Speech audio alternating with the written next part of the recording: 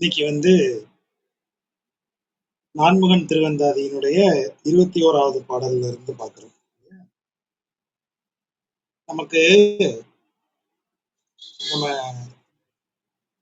தமிழ்ச்சியாழ்வாரை பார்க்கும் போதே ஒரு விஷயம் முதல்ல இருந்தே பார்த்தோம். அவருடைய திருச்சந்த விருத்தம் அதெல்லாம் பார்க்கும்போதே பார்த்தோம். அவர் வந்து நிறைய இடங்கள்ல ஒரு சுவாரஸ்யமான கேம் ஆடக்கூடியவர். நிறைய விஷயங்களை சிம்பிளா சொல்லி அதன் விளக்கங்களை பெருசாக்கி விடுறவர். அத மாதிரியான சிக்னேச்சர் சில இடங்கள்ல செய்திருக்கிறார். இன்னைக்கு பார்க்க போற பாடல்கள்ல. அப்புறம் அவர் சைவராக இருந்து வைணவராக மாறியவர் அப்படின்னு ஒரு கதை எப்போதும் உண்டு. அதற்குரிய சில குறிப்புகள் இந்த பாடல்கள்ல பார்க்கலாம். சிவன் இதை முக்தியை அளிக்க முடியாத தெய்வம் என்பதால் சிவனிடமிருந்து இவர் நாராயணனை வணங்கினார் அப்படின்னு சொல்லி அதை சொல்றது. அதுக்குதான் சிவனை சாட்சின்னு சொல்லுவார். அவர் கரி கண்டான்னு சொல்லுவார். அதாவது கரினா நேரில் பார்த்தவன் அர்த்தம். கரி கண்டான் சாட்சியாக விளங்குகிறான் அப்படின்னு பாருப்பா. நீ வேணா பெருமா இவரு சிவன்கிட்ட கேளுங்க. நான் அவரை வணங்கினேன், அப்புறம் அவரால் முடியாதுன்னு தெரிஞ்சு நான் இவர்கிட்ட வந்தேன். அது தெரியும், சிவன் தான் அதுக்கு சாட்சி அப்படின்னு வர அவரு சொல்றாரு. அதனால அந்த சுவாரஸ்யங்கள் எல்லாம் இருக்கக்கூடிய பாடல்கள். இப்போ முதல் பாட்டுல வந்து அழகு அப்படிங்கிற விஷயத்த திருமழிசை ஆழ்வார் இன்னொரு டெபினிஷன் கொடுக்கிறார். நம்ம இதுவரைக்கும் பார்த்த அழகெல்லாம் என்ன அழகுன்னு பார்த்தோம்? தாமரை பூ போன்ற கண்கள், அப்புறம் வந்து முகம் வந்து நிலவு போல இருந்தது, அவனுடைய உதடு சிவப்பு நிறமாக இருந்தது, அவனுடைய இது முடி இப்படி இருந்தது, அவனுடைய தோல் மார்பு வந்து மலை போல் இருந்தது. அப்படியெல்லாம் வந்து ஒரு அந்த அழகுக்குரிய இலக்கணங்களோட பார்த்தப்போ அவனுடைய வன்முறையான உருவம் ஒண்ணு இருக்கு. அவனுடைய தசாவதாரங்கள், அவனுடைய 10 அவதாரங்கள், 10ன்னு இல்ல, அவனுக்கு 27 அவதாரங்கள் இருக்கு. எல்லா அவதாரங்கள்லையுமே அனைவரும் பயப்படக்கூடிய, அஞ்சக்கூடிய ஒரு வடிவம், அஞ்சக்கூடிய ஒரு அவதாரம்ங்கிறது நரசிம்ம அவதாரம். ஏனென்றால் அது தோன்றும் போதே கொலை புரியணும்னு தோன்றிய உருவம் அது. அந்த மொமெண்ட்ல தூண்ல இருந்து வெளியே வந்த உடனேயே அது வேற எந்த செயலும் அதற்கு கிடையாது. ஒரே நோக்கம் ஹிரண்யனை அழித்தல், அவ்வளவுதான். தூணிலிருந்து வந்து இரணியனை அழித்து, அதுவும் அதை அழித்த விதம் வந்து மிக என்ன சொல்றது, அதுலதான் இப்பதான் நம்ம தமிழ் சினிமா அந்த இடத்துக்கு வந்திருக்கு. நம்ம லோகேஷ் கனகராஜ், அப்புறம் என்ன யாரு இந்த இன்னொரு டைரக்டர் நெல்சன், இவங்க எல்லாரும் வந்து இப்பதான் அந்த ரூட்டுக்குள்ள வந்திருக்காங்க. ஒரே ரத்த களரியா இருக்கிறது ஸ்கிரீனே. வெட்டி குத்தி ரத்தம் கொப்பளிச்சு குடல் பிதுங்கி இந்த ரேஞ்சில தான் இவர் கொண்டு இருக்காரு. அப்ப அந்த உருவமும் அதன் செயலும் ஒரு எவருக்கும் அச்சத்தை விளைவிக்கக்கூடியது, அருவருப்பை விளைவிக்கக்கூடியது. ஆனால் திருமிசை ஆழ்வார் எப்படி ஆரம்பிக்கிறாரு பாருங்க. அழகு அழகு அப்படி சொல்றாரு. ரொம்ப அழகு. எது அழகு? பிளவாய் திறந்து எரிகான்ற இவையா அழகு. இவையா என்றால் இவையே அப்படின்னு, இதுவோ அப்படின்னு அர்த்தம்.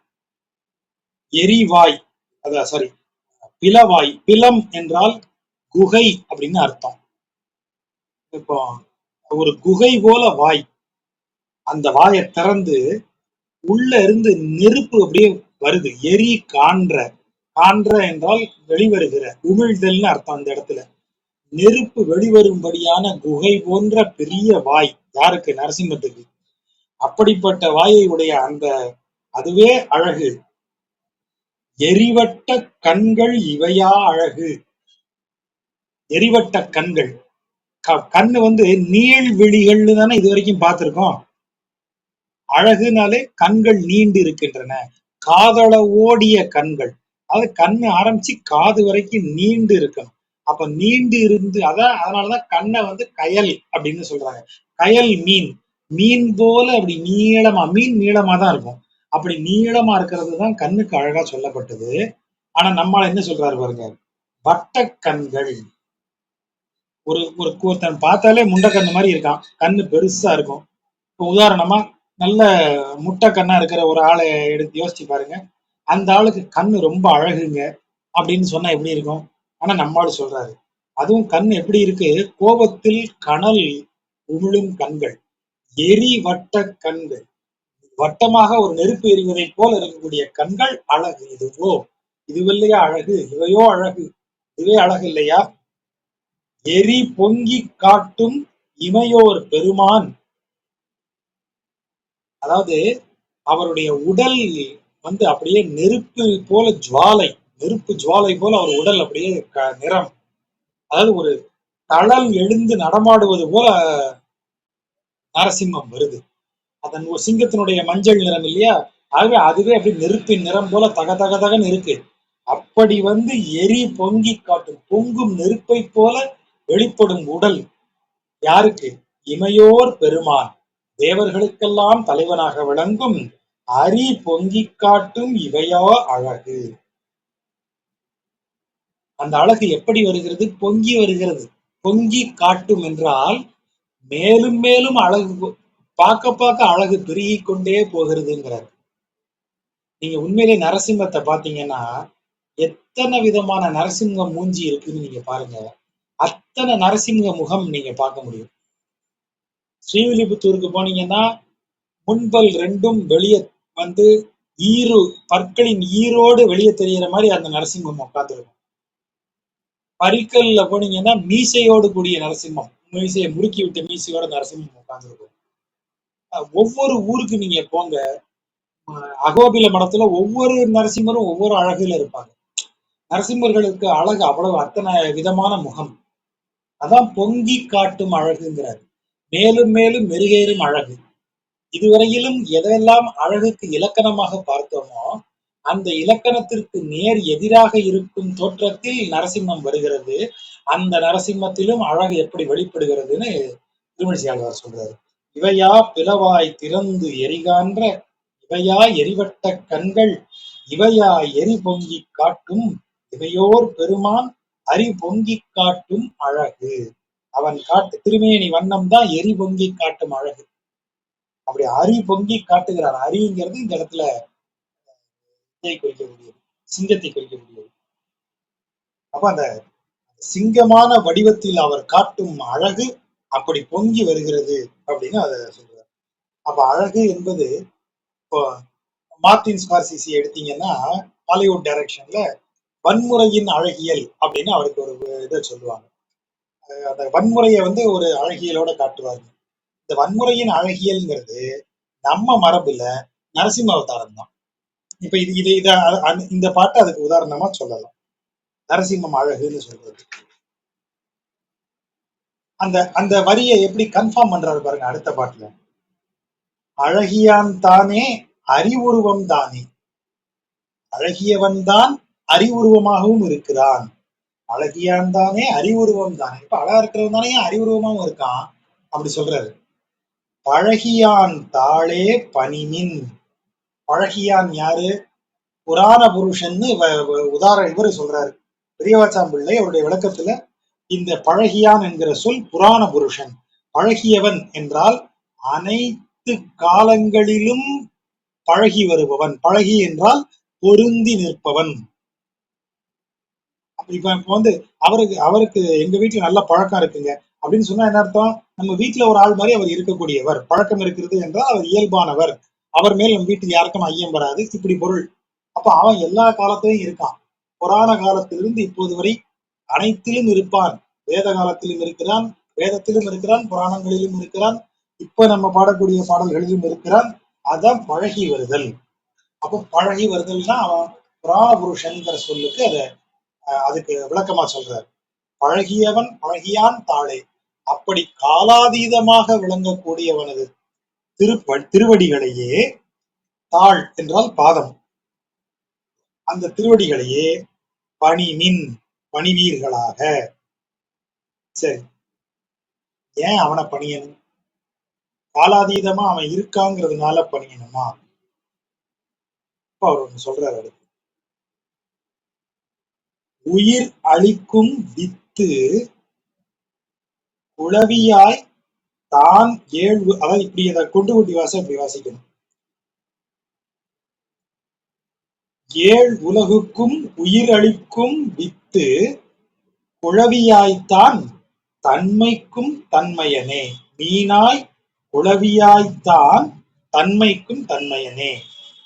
ஏழ் உலகுக்கும் உயிரளிக்கும் வித்து மீனாய் குழவியாய் தன்மைக்கும் தான் தன்மையனே. ஏனென்றால், ஏன் அவன் அப்படி வணங்கணும்னு நான் சொல்றேன்னா, அவன் அழகியவன், அவனே அறிவுருவமாக விளங்குபவன்.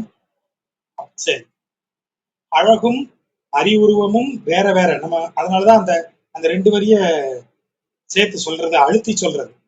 இப்போ நீங்க யோசிச்சு பாருங்க, தமிழ்ல வந்து ரொம்ப அழகான நடிகர் ஜனகராஜ் அப்படின்னு நான் சொன்னா எப்படி இருக்கும்?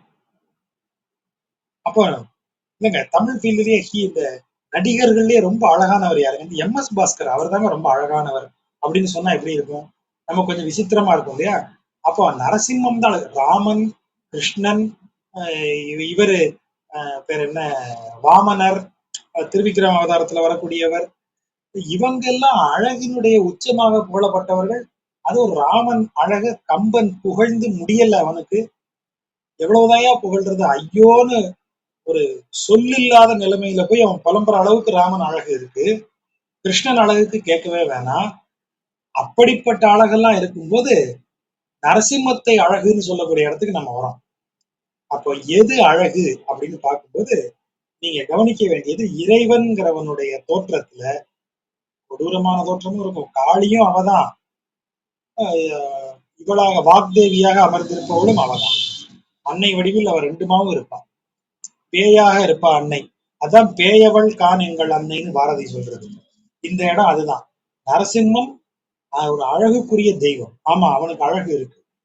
அந்த வன்முறைக்கு பின்னாடி பக்தனை காப்பாற்றக்கூடிய எண்ணம் இருக்கு. நீ அதன் வழியா பாரு, அவன் வன்முறையின் அழகு உனக்கு தெரியும்.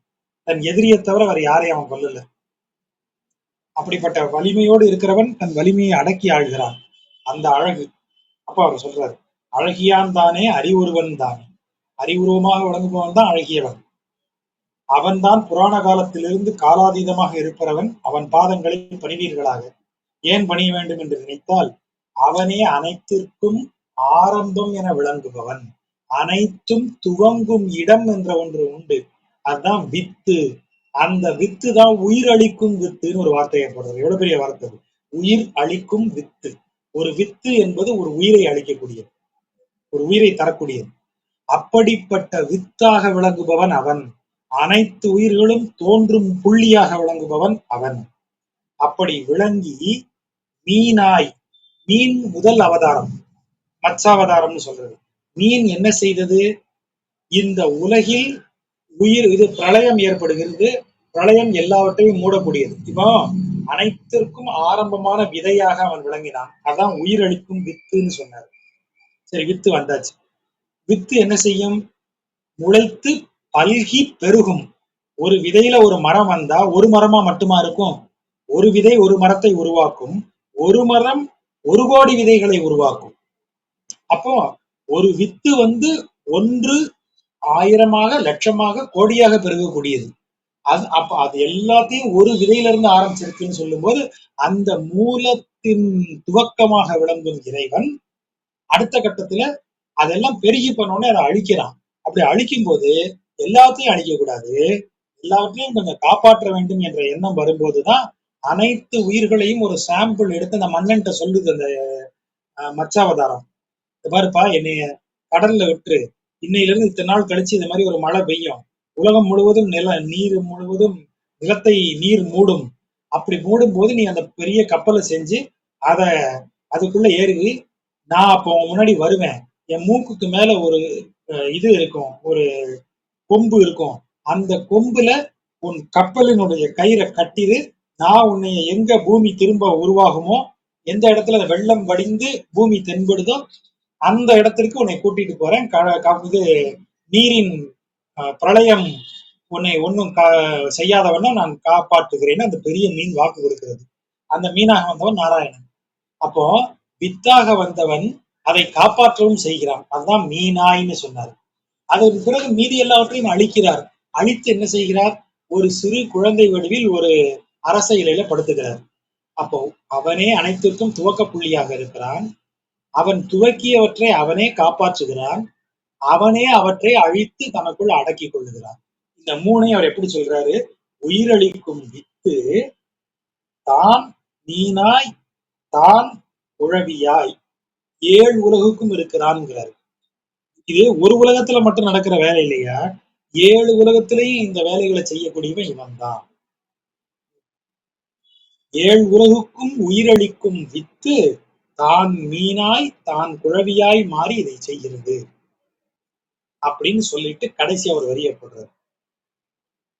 உயிரளிக்கும் ஏழு உலகுக்கும் உயிரளிக்கும் வித்து தான் குழவியாய் தான் மீனாய் குழவியாய் தன்மைக்கும் தன்மையனே அப்படின்னு சொல்றாரு. இங்க வந்து அவருடைய வேலையை காட்டிட்டார். தன்மைக்கும் தன்மையனே. தன்மை என்றால் என்ன அப்படின்னு சொன்னா, தமிழ்ல வந்து அது நல்ல சொல். தன்மை அப்படின்னு சொல்லக்கூடியது. தன்மையை எப்படி இது பண்ணிக்கிறது அப்படின்னு கேட்டா, ஒரு நிமிஷம். ஜூலை 17 எழுதியிருக்கு. இப்ப இதுக்கு நம்ம ஒரு சிறு விளக்கத்துக்குள்ள போறோம். நாராயணனுக்கு இன்னொரு பெயர் இருக்கிறது. அது என்னன்னா, பிரகிருதி சரீர விசிஷ்டன் அப்படின்னு அவனுக்கு பெயர். பிரகிருதி சரீர விசிஷ்டன். பிரகிருதினா இந்த பூமி, இந்த பிரபஞ்சம். இந்த பிரபஞ்சத்தில் இருக்கக்கூடிய சரீரம். சரீரம் என்றால் உடல், அதாவது பொருள்னு இந்த இடத்துல எடுத்துக்கணும். ஆப்ஜெக்ட். இந்த பூமியில் பொருளாக விளங்கக்கூடியவற்றை தன்னிலிருந்து உருவாக்குபவன் விசிஷ்ட. விசிஷ்ட என்றால் தனது விசேஷமாக, தனதிலிருந்து உருவான ஒன்றாக உருவாக்கக்கூடியவன். இந்த உலகத்தில் இருக்கும் பொருட்களை தன்னிலிருந்து ஒரு அம்சமாக உருவாக்கக்கூடியவன். அதனாலதான் பிரகிருதி சரீர விசிஷ்டன்னு பேர். அப்போ இந்த பிரகிருதி சரீர விசிஷ்டன் நாராயணன் என்ன செய்கிறான் என்றால், 7 விதமான பொருட்களாக வெளிப்படுகிறான்.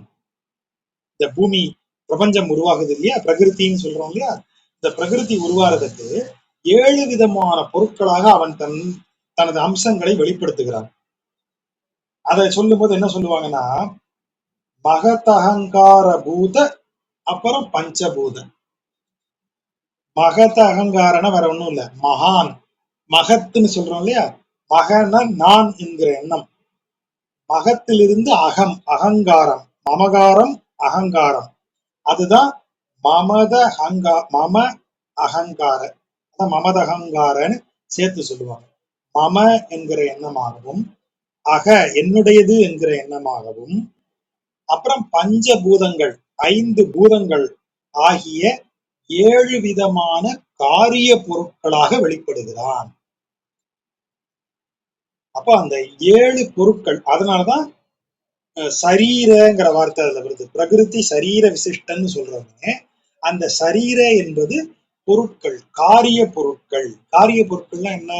அவைதான் இயங்கக்கூடியவை, இயக்கத்தை உருவாக்குபவை. இப்ப காரிய பொருட்கள். இப்போ கண் எடுத்துக்கிட்டோம்னா, கண்ணு காரியம். இந்த காரியத்தை செய்வதற்கு ஒரு காரணம் வேணும் இல்லையா, அந்த காரணத்தை சொல்லும் போதுதான் தன்மாத்திரைகள் அப்படின்னு ஒண்ணு வருது. இப்போ பஞ்சபூதங்களாக இவன் ஆனான்னு சொல்லியாச்சு. பஞ்சபூதம் காரிய பொருள். ஐயா, பஞ்சபூதம் காரியத்தை ஆற்றுவதற்கான பொருள் என்றால் அதற்கான காரண பொருள் ஒன்று இருக்க வேண்டும். ஒரு ப்ளூ பிரிண்ட் இல்லாம ஒரு பில்டிங் எழும்பாது. பில்டிங் இருக்குன்னா ப்ளூ பிரிண்ட் இருந்தே ஆகணும், அதுக்கு ஒரு டிராயிங் இருந்தே ஆகணும்.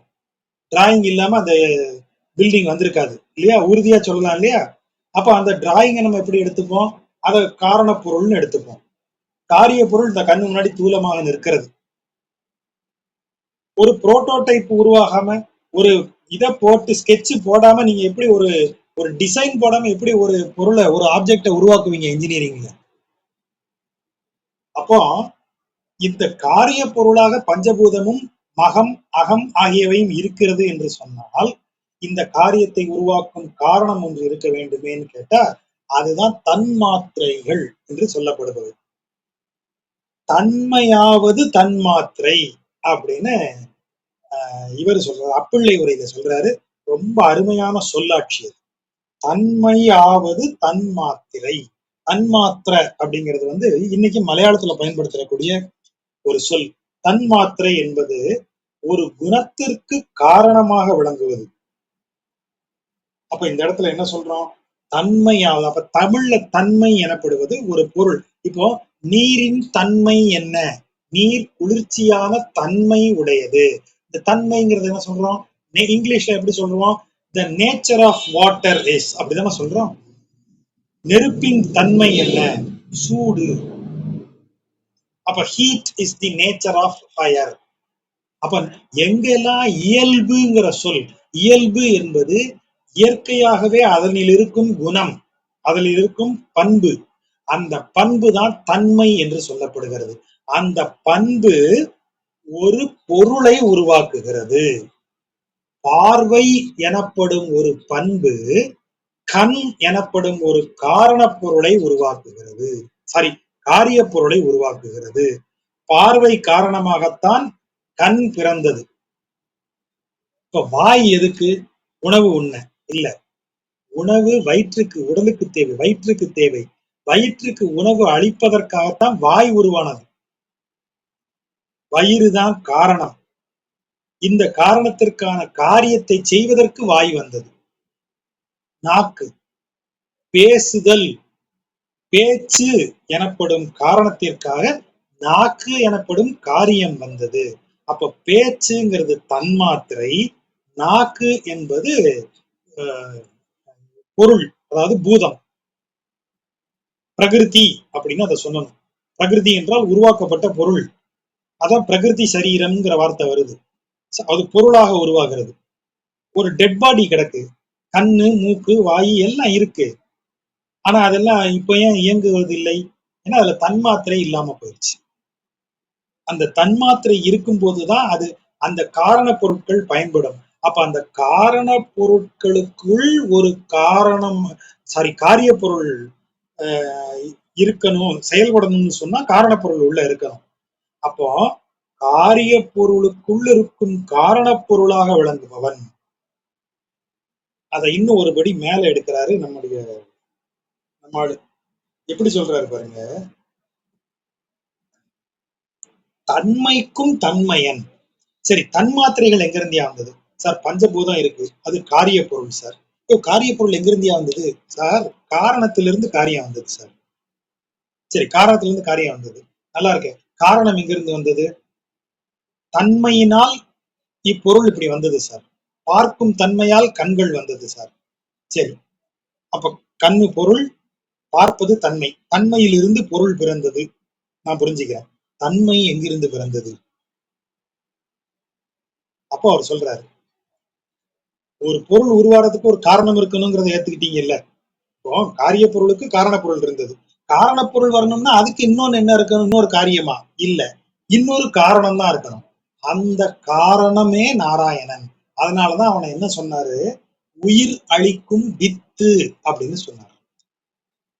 காரணம் என்பது காரியத்தை உருவாக்குகிறது. சரி, காரணத்தை எது உருவாக்குகிறது? அதுக்கு ஒரு காரணம் இருக்கணும்ல. அந்த காரணம் நாராயணன். அதனாலதான் காரணம் என்கிற சொல்லும் போது காரணத்தை மூணா வேற சொல்லுவாங்க. அது வேற இருக்கு. நம்ம மரபுல எல்லாத்தையும் பயங்கரமா ஆராய்ச்சி எல்லாம் பண்ணி வச்சிருக்காங்க. காரண இது ஒரு சரியா சொல்லுவாங்க. காரணத்தை சொல்லும் போது நமக்கு நிமித்திக காரணம், உபாதான காரணம், சககாரி காரணம்னு 3 காரணங்கள் இருக்கு. நிமித்த காரணம்னா இந்த நோக்கத்திற்காக, இந்த காரணத்திற்காக. அதாவது எப்படி சொல்றது, நிமித்த அப்படின்னா ஒரு தூண்டல் வச்சுக்கோங்க. நம்ம இதை பத்தி தனியா தான் பேசணும். தூண்டுதல்.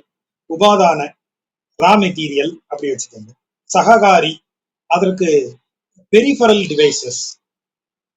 இப்போ ஒரு பொருளை செய்யறோம், அது ஹீட் ஆகும், அதை குளிர வைக்க தண்ணி பயன்படுத்துறோம். தண்ணியினால அந்த பொருள் உருவாகாது.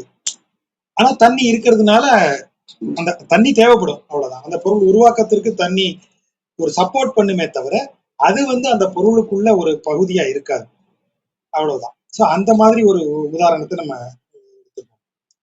இப்ப நிமித்த, உபாதான, உபாதான, சககாரி, இத்தனை 3 விதமான காரணங்களுக்கும் காரணமாக விளங்குபவன் இறைவன். அப்படின்னு தான் அவனை சொல்றது. ஆகவேதான் இந்த இடத்துல தன்மைக்கும் தன்மையனே, ஏழு உலகத்திற்கும் அவன் என்ன செய்யறான்னு பாருங்க. இந்த ஏழு உலகத்திற்கும் பண்புகள் உண்டு. இந்த ஏழு உலகமும் உருவாகும், வளரும், பின் மறையும். இந்த மூன்றையும் செய்பவன் அவன். உருவாக்கும் வித்தாக விளங்குபவன், அதை வளர்ப்பவனாக விளங்குபவன், அதை அழிப்பவனாகவும் விளங்குபவன். இந்த மூன்றையும் அப்படி செய்து அந்த மூன்றும் இயங்குவதற்கு அடிப்படையாக விளங்கும் காரிய பொருட்களை உருவாக்கி, அந்த காரிய பொருட்கள் உருவாவதற்கான காரணங்களை செய்து, அந்த காரணங்களும் தோன்றும் வித்தாக விளங்குபவன். அவ்வளோத்தையும் அவர் இப்படி எக்ஸ்பிளைன் பண்றாரு. அத்தனை பொருளையும் நம்மால ரெண்டே ரெண்டு சொல்லில போட்டு போறாரு. தன்மைக்கும் தன்மையனே அப்படின்னு முடிச்சுட்டு போயிட்டாரு. அப்ப தன்மைனா என்ன, தன்மைக்கும் தன்மைனா எதை குறிக்கிறது நம்ம பேச வேண்டியது. அடுத்த பாட்டுல இன்னும் ஒரு சேட்டையை பண்ணி வச்சிருக்காரு. அவர் ஒரு வார்த்தையை போடுறாரு பாருங்க. பத்தி உழவன் ஒரு வார்த்தையை சொல்றாரு. இடை அடர்த்த, இந்த வார்த்தையை பாருங்க. இடை அடர்த்த, காளையை அடக்கிய.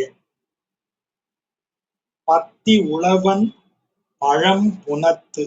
புனம் என்றால் வயல், பயிர் செய்யும் இடம்னு அர்த்தம். பழம் புனம், அதாவது பல தலைமுறைகளாக விவசாயம் நடந்து வரக்கூடிய இடம். எதை சொல்றாரு? பூமியை சொல்றாரு. பல தலைமுறைகளா எது விவசாயம்? நாம தானே பிறந்து இந்த கிராப் ரொட்டேஷன் சொல்லிட்டே இருக்கோம்ல. நெல் போடுவோம் சார், அடுத்து என்ன பண்ணுவீங்க? இந்த இது காய்கறி போடுவோம் சார், அடுத்து என்ன பண்ணுவீங்க? கரும்பு போடுவோம் சார், அடுத்து என்ன போடுவீங்க? பழையபடி நெல் போடுவோம் சார். இப்படி சைக்கிள் சுத்தி சுத்தி வந்துகிட்டே இருக்கும். 6 மாசத்துக்கு ஒரு தடவை போய் பாத்தீங்கன்னா வேற வேற பயிர் நிக்கும் அங்க. ஆனா ஒரே சைக்கிள் ஆயிட்டு, அத மாதிரிதான் பூமியில நம்ம பறந்துகிட்டு இருக்கிறோம். இங்க சார் இப்ப பிறந்திருக்கீங்க. இப்ப வந்து நம்ம பிறவி பின்லாந்துல சார். பின்லாந்துல வந்து ஒரு ஃபேக்டரியில வேலை செய்யறவனா பிறந்திருக்கேன் சார். அடுத்த பிறவி எங்க இருக்கு தெரியல சார். அநேகமா ஐஸ்லாந்துல பிறக்கலான் இருக்கோம். இப்படித்தானே பேச வேண்டியிருக்கும். பிறவிகளை பத்தி பேசினா அது திரும்ப திரும்ப ஒரு சைக்கிள். அநேகமா 17வது பிறவில பழையபடி இந்தியாவில தான் சார் பிறப்பேன். நம்ம அப்ப மீட் பண்ணுவோம் சார். அப்படிதான் பேசிக்கணும். அப்ப பிறவி எப்படி ஒரு சுழற்சியாக விளங்குகிறதோ, அத வந்து ஒரு வயலில் தொடர்ந்து, அதனாலதான் பழம் புனம்னு சொல்றாரு. தலைமுறை தலைமுறைகளாக தொடர்ந்து தொடர்ந்து விவசாயம் செய்யப்பட்டு வந்ததும் பூமி. அதுதான் பழம் புனம். அப்ப பழம் புனத்துன்னு சொல்லும் போதே இந்த உலகில் மீண்டும் மீண்டும் பிறப்பெடுப்பதை குறிப்பிடுகிறார், நமக்கு தெரியுது. அப்படிப்பட்ட இடத்துல, இந்த பூமியில இடையடர்த்த பத்தி உழவன். பத்தினா பக்தி. பக்தியை தான் தமிழ்ல பத்தின்னு எழுதுகிறோம். பக்தியை விதைக்கக்கூடியவன். உழவன் என்பவன் யாரு? நிலத்தில் உழுது விதைகளை விதைப்பவன். அப்ப பழம் புனத்து உழவன் சாதாரண உழவனாவன், பக்தி உழவன்.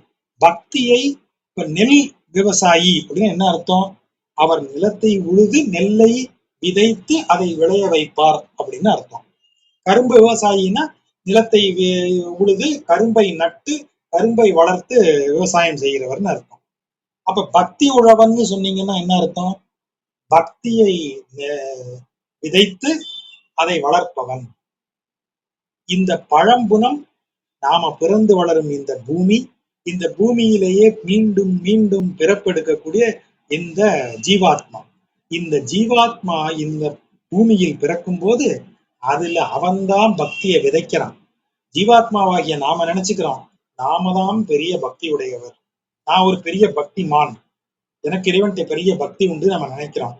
ஆனால் நமக்கு பக்தி வருவதற்கே அவன் தான் அருள் செய்யணும்.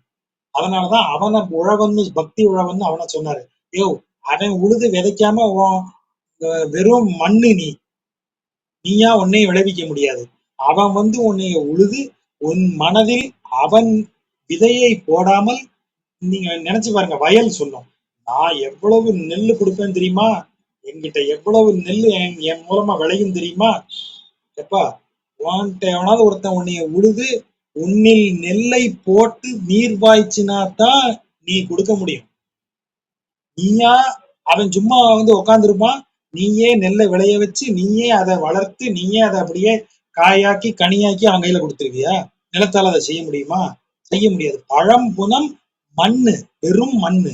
அப்ப அந்த மண்ணிலிருந்து பக்தியாகிய ஒன்றை விதைக்க வேண்டும்னு சொல்லும் போதுதான் இறைவனை என்ன சொல்றாரு அவரு, பழம்புனத்து பக்தி உழவன் அப்படின்னு இறைவனை சொல்றாரு. அவன் எப்படிப்பட்டவன்? அதற்கு முன்னாடி ஒரு பிரிஃபிக்ஸ் சேர்க்கிறாரு, விடையடர்த்த பக்தி உழவன். 7 காளைகளை அடக்கி நப்பின்னையை திருமணம் செய்தவன். 7 காளைகள் என்ன? நம்ம உடம்புல இருக்கிற 7 சக்கரங்களை குறிக்கக்கூடியது. அந்த காளையினுடைய நிறம், அந்த காளையினுடைய இயல்பு, இதெல்லாம் நீங்க சிலப்பதிகாரம் வாசிக்கும் போது பார்க்கலாம். ஒவ்வொரு காளையும் எப்படி பதுங்கி பாயக்கூடியது, வெள்ளை நிற காளை எதை குறிக்கும், சிவப்பு நிற காளை எதை குறிக்கும், காரிக்காளை கருங்காளை எதை குறிக்கும், பூச்சிக்காளை எதை, இப்படி ஒவ்வொன்றுக்கும் வச்சிருப்பாங்க. அழகா சொல்லியிருக்காங்க அதை. அப்படிப்பட்ட காளை அதை மாதிரி 7 காளைகளை அடக்கியவன. மனிதனது தான்கிற அகந்தைக்கு 7 நிலைகள் இருக்கு. அந்த அகந்தையின் 7 நிலைகளையும் அடக்கி அவனது பழங்குணமாகிய மனதில் அவன் பக்தி என்கிற விதையை விதைத்து உழுதலாகிய செயலை செய்து அதில் பக்தி என்னும் விதையை விதைக்கும் இறைவன். விடையடர்த்த பழம்புனத்து பக்தி உழவன் வித்தும் இடவேண்டும் கொல்லோ. எப்படி கேட்கிறாரு பாருங்க. அவன் விதையும் நமக்கு இட வேண்டும் இல்லையாங்கிறாரு. அதைத்தான் நம்ம இவ்வளவு நேரம் பேசணும். அந்த பொருளையும் சேர்க்காம இந்த வரியை சொல்ல முடியாதுங்கிறதுனால நம்ம அப்படி சேர்த்து பேசியிருக்கோம். விடையடர்த்த பக்தி உழவன் பழம்புனத்து பக்தி உழவன், விடையடர்த்த பழம்புனத்து பக்தி உழவன் வித்தும் இட வேண்டும் கொல்லோ. அவன் இல்லையா எனக்கு விதையும் அவனே இடம், உழக்கூடிய அவன் இல்லையா அதை செய்யணும். சரி, வித்து இடுதல்னா என்ன? வித்தும் இட வேண்டும். எதுக்கு? உண்மை தொகை. அந்த உம்முங்கிற ஒரு வேற்றுமை உருபை எடுத்து உள்ள எதுக்கு வந்து சேர்க்கணும்? அது அப்படின்னு சொல்லும் போது இப்ப வேற ஒண்ணும் இருக்குன்னு அர்த்தமாகுது இல்ல. வித்தும் இட வேண்டும் கொல்லோ. அப்ப வித்தும் இட வேண்டும் என்றால் வித்து இடாமலேயே முளைப்பதும் இருக்குமே. இப்போ ஒரு நிலம், அதை உழுது அதுல நெல் பயிரிட்டால், அதாவது நெல்மணிகளை விதைத்தால் நெல் முளைக்கும். சார் நான் உழுதேன், நெல்லை விதைக்கல, அப்ப என்ன முளைக்கும்? எது வேணாலும் முளைக்கலாம் இல்லையா? எது வேணாலும் முளைக்கலாமா? இப்போ இன்னொரு குறிப்புக்கு போறோம். என்னத்துக்கு பழம்புணம்னு போட்டாரு? ஒரு குறிப்பு வருது. கரும்பு வயல் பார்த்த யாராவது இங்க இருக்கீங்களா? நெல் வயல் தொடர்ந்து பார்த்தவங்க இங்க இருக்கீங்களான்னு தெரியணும். தெரிஞ்சா இந்த அனுபவம் உங்களுக்கு தெரியும். நெல்லை பூரா அறுவடை பண்ணிருங்க, அதுல காலை வைக்க முடியாது. இந்த நெல்லு மூடுன்னு சொல்லுவாங்க. அந்த வேர் மூண்டு அறுத்தது முள்ளு மாதிரி குத்தும் காலில், அப்படி இருக்கும், முண்டு முண்டா இருக்கும். ஒரு மழை பெஞ்சதுன்னு வைங்க, திரும்ப நெல் முளைக்க ஆரம்பிச்சிடும். அந்த வேர் முண்டிலிருந்து ஒரு சில நெல்லு, அப்புறம் நீங்க அறுவடை பண்ணும்போது தலையில சிந்தி இருந்த ஒரு சில நெல் அங்கேயே கிடக்கும், அது திரும்ப முளைச்சிடும். நீங்க ஒரு 3 மாசத்துக்கு ஒண்ணும் பண்ணாம இருங்க, உங்க வயல்ல கிட்டத்தட்ட பாதி பரப்புக்கு நெல் முளைச்சிருக்கிறத பாப்பீங்க. நீங்க விதைக்காமலேயே முளைத்த நெல் அது. கரும்பு என்ன செய்வாங்க, அறுவடை பண்ணிட்டு விட்டுருவாங்க, அந்த தோகையை பூரா அப்படி போட்டிருப்பாங்க. ஒரு 15 நாள் சும்மா விடுங்க, ஒரு மழை பெய்யட்டும், பழையபடி தோகையை நீட்டிக்கிட்டு கரும்பு முளைக்கிறத பாப்பீங்க அந்த இடைவெளியில இருந்து. அப்படி முளைக்க கூடாதுதான் திரும்ப எரிக்கிறாங்க அந்த தோகையை. அந்த கரும்பு முளைக்கும். ஏன்னா அது பழங்குணம். பல வருடங்களாக பயிர் செய்யப்பட்டு அதில் சிந்திய நெல்மணிகளும் அதுல சிந்தின பிறகும் இன்னும் அப்படியே அந்த மண்ணுக்குள்ள கிடக்கு. நீங்க அடுத்ததை விதைக்கும் போது அது அந்த விதைப்பது முளைக்கிறது. அப்படி முளைக்காம நீங்க விதைக்காம இருந்தீங்கன்னா அந்த சிந்தினதுல இருந்து திரும்ப முளைச்சிடும். அதுதான் பழம்புணம்ங்கிற வார்த்தைக்கு அர்த்தம். இப்ப யோசிச்சு பாருங்க, வித்தும் இட வேண்டும்னு சொன்னா அப்ப பழம்புணத்துல எதுவோ ஒண்ணு அதுவா தானா முளைக்குது சார்.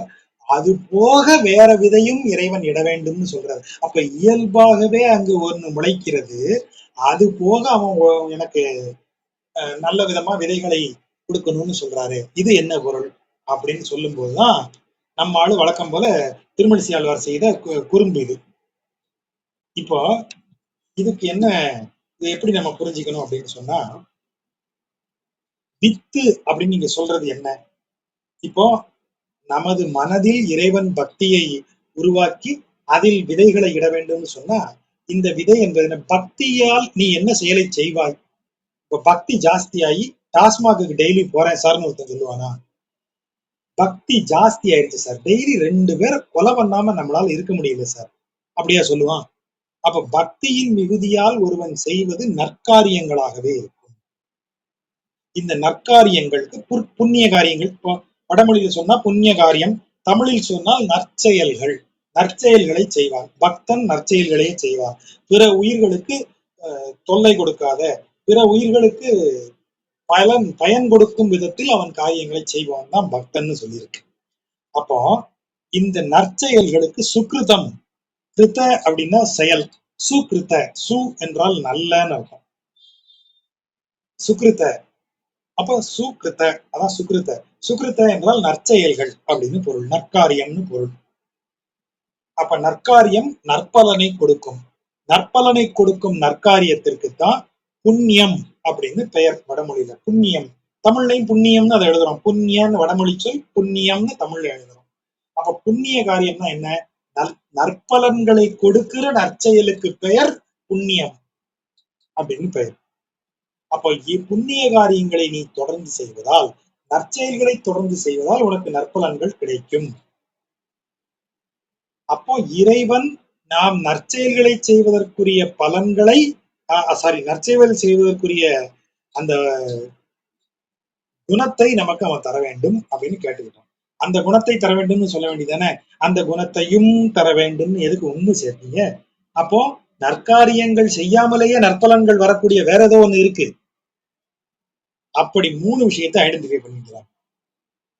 சுகிருத்தம் அப்படிங்கிறதுல நான் நோக்கம் அறிந்து செய்வது. இப்போ இதை தானமாக கொடுத்தால் இந்த பலன் கிடைக்கும், இந்த தெய்வத்தை வணங்கினால் இந்த பலன் கிடைக்கும்னு தெரிஞ்சு செய்யறது நற்செயல்னு வச்சுப்போம். அப்ப அன்னையாவினும் புண்ணியங்கோடி ஆங்கோர் ஏழைக்கு எழுத்தறிவித்தல்னு பாரதி சொல்லிட்டான். எப்ப நீ கோயில் கட்டுறையோ, குளம் வெட்டுறையோ, சாப்பாடு போடுறையோ, என்ன வேணாலும் செய், அது அவ்வளத்தையும் விட புண்ணியம் படிக்க முடியாத ஒருத்தனுக்கு நீ படிப்புக்கு வழி செய்யறது. எவ்வளவு பேர் அதை ஃபாலோ பண்றோம் இன்னைய வரைக்கும்.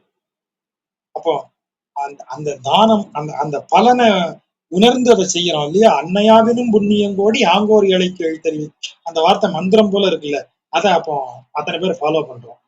அப்போ பலன் அறிந்து செய்வதுதான் புண்ணிய காரியம்னு சொன்னா, சில புண்ணியங்களை நாம் பலன் அறியாமலேயே செய்திருப்போம். அப்படி 3 விதமான புண்ணியங்கள் இருக்கின்றன நாம் அறியாமல் செய்வது.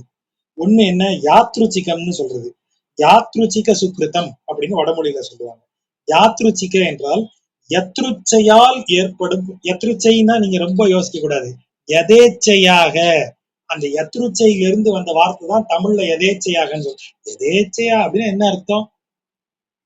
ஒரு ஒரு கோஇன்சிடென்ட்டா நடந்துருச்சு சார். அது கோஇன்சிடென்ட்னு கூட சொல்லக்கூடாது. அதை சரியாக சொல்வதால் இருந்தால்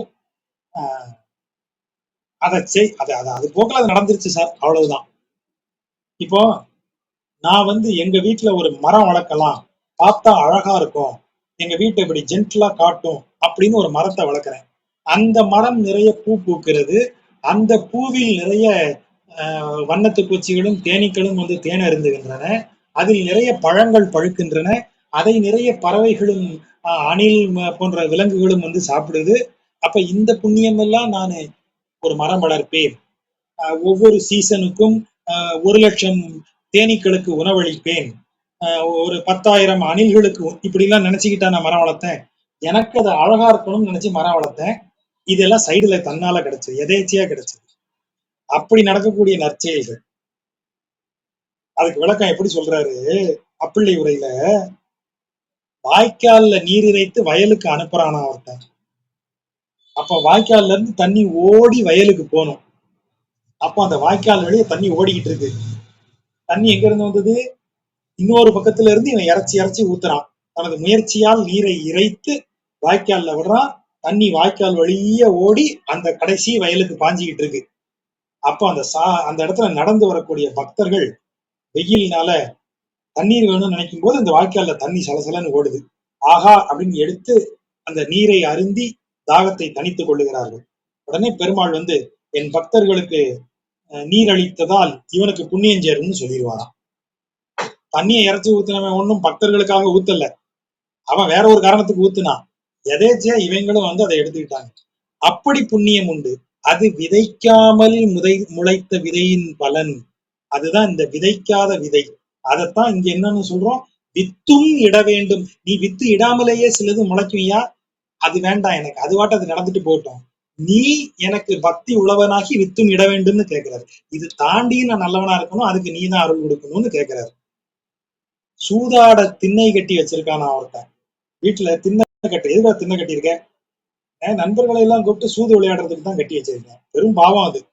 ஆனா இவன் சூதாட கட்டின திண்ணையில அந்த ஊரை தாண்டி செல்லக்கூடிய பக்தர்கள் இந்த திண்ணையில் உட்கார்ந்து இளைப்பாறுகிறார்களாம். உடனே பெருமாள், பாத்தியா என் பக்தனுக்கு இடம் கொடுத்திருக்கான், அவனுக்கு நான் புண்ணிய பலனை கொடுத்துடுறேன்னு கொடுத்தானாம். பக்தனுக்கு அவன் கட்டி வச்சான் இல்ல, இவன் சூதாட கட்டி வச்சான். ஆனாலும் அந்த பலன் அவனுக்கு வந்து, இதுதான் எதேச்சியா அமையக்கூடியது, யாத்ருச்சிக சுக்கிருதம்னு சொல்றது. இன்னொன்னு பிராசங்கிக சுக்கிருதம். பிராசங்கிகம்ங்கிறது அப்படியே தமிழ்ல என்ன சொல்லுவான், இத பிரசங்கம்னு சொல்றது இங்க இருந்து வருது. பிராசங்கிகம் தான் பிரசங்கம். பிரசங்கம்னா சொல்லுவது. இப்போ சார் திருப்பதி டிஸ்ட்ரிக்ட்ல நான் வேலை பார்த்தேன் சார். அப்ப திருப்பதி டிஸ்ட்ரிக்ட்ல மொத்தமா பாத்தீங்கன்னா இத்தனை பிளாக் இருந்தது சார். திருப்பதி டிஸ்ட்ரிக்டே என் பேரை சொன்னா நடுங்கும் சார். இப்படியாக நான் என் பெருமையை பேசிட்டு இருக்கேன். ஆனா பெருமாள் என்ன சொல்லுவாராம், பாத்தியா என்னுடைய திருத்தலத்தின் பெயரை எத்தனை முறை சொல்லியிருக்கான் பாரு, அதனால இவனுக்கு ஒரு புண்ணிய பலனை கொடுத்துருன்னு.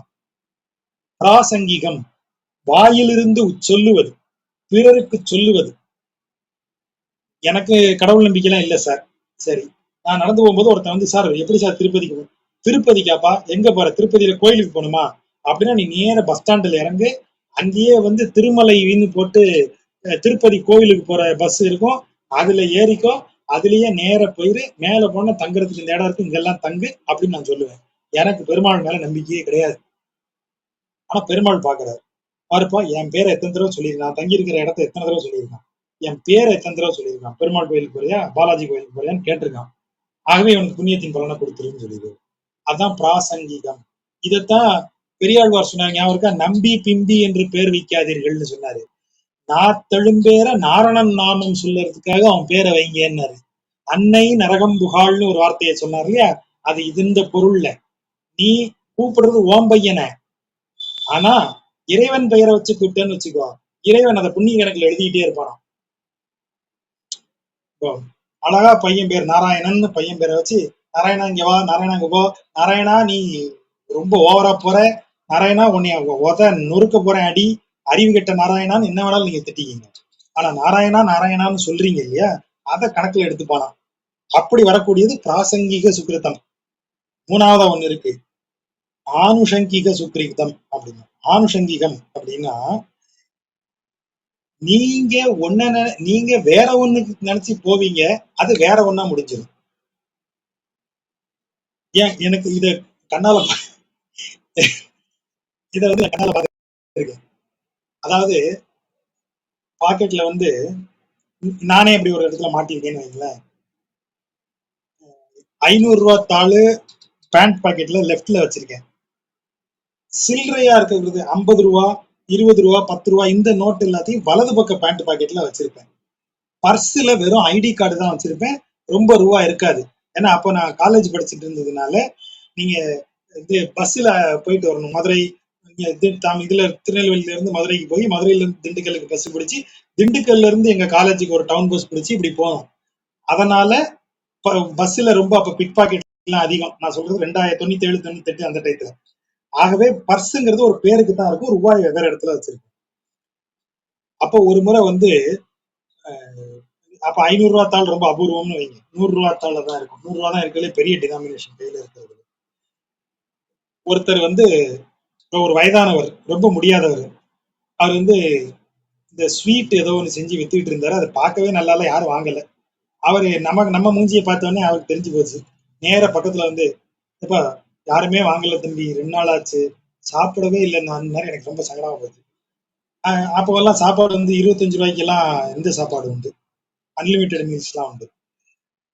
நான் ரொம்ப வேகமா வலது பாக்கெட்ல கையை விட்டு ஒரு ஒரு 50 ரூபாயோ 25 ரூபாயோ எடுக்கணும்னு நான் நினைச்சிட்டு இருக்கும் போதே, என்னை அறியாமலேயே இடது பாக்கெட்ல இருந்து கையை விட்டு எடுத்துட்டேன். 100 ரூபா வந்துருச்சு.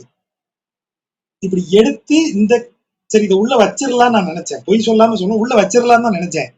ஆனா அப்படி வைக்கிறதுக்கு முன்னாடியே அவரு, தம்பி நீ ரொம்ப நல்லா இருப்பானப்பா, குடும்பம் நல்லா இருக்கும், நீ அப்படி நல்லா இருப்ப இப்படி நல்லா இருப்பான்ட்டாரு. 100 ரூபாய பார்த்துட்டு என்ன செய்யன்னு தெரியல, இந்தாயா வச்சுக்கன்னு கொடுத்துட்டேன். அவர் அப்படியே உருகி, இந்த காலத்துல யார் தருவா? அது வந்து சம்பவம் பஸ்ல நடக்குது. திண்டுக்கல் போறதுக்காக மதுரை பஸ் ஸ்டாண்டுல ஏறி உட்காந்துருக்கேன். பஸ்ல இருக்கிற எல்லாரும் இனி விசித்திரமா பாக்குறாங்க. நீங்க யோசிச்சு பாருங்க, இன்னைக்கு ஒரு 500 ரூபாய ஒருத்தன் பிச்சைக்காரனுக்கு இப்படி கொடுத்துட்டாங்கன்னு இப்படி வந்து கேட்கறவனுக்கு, நீங்க எல்லாம் பஸ்ல அவனை ஒரு மாதிரி பாக்க, அந்த மாதிரி எல்லாரும் நீங்க பார்த்துட்டே இருக்காங்க. என்னடா அது அப்படின்னு எனக்கு என்ன செய்யன்னு தெரியல. அப்படியே ஒரு மாதிரி விசித்திரமா மூஞ்சி எப்படிலாம் வச்சு அப்படியே சமாளிச்சு உட்காந்தாச்சு. ஆனால் அதற்காகவே நான் ஒரு 2 வாரம் சினிமா போகாம இருந்து இந்த செலவுகளை ஈடுகட்ட வேண்டியதா போச்சு. ஆனால் இந்த இந்த இடத்துல புண்ணிய பலன் எனக்கு வரணும்னு சொன்னா இது எப்படி நிகழ்ந்தது? நான் ஒன்று நினைத்து அது ஒன்றாக நடந்தது. நான் ஒன்று நினைத்து அது ஒன்று நடந்தது. இதுக்கு என்னைய விட எக்ஸாம்பிள பர்ஃபெக்ட்டா போடுறது அப்பிள்ளை தான். பாகவதர்கள், அதாவது பக்தர்கள்ட்ட திருடர்கள் திருட முயற்சி பண்றாங்களாம்.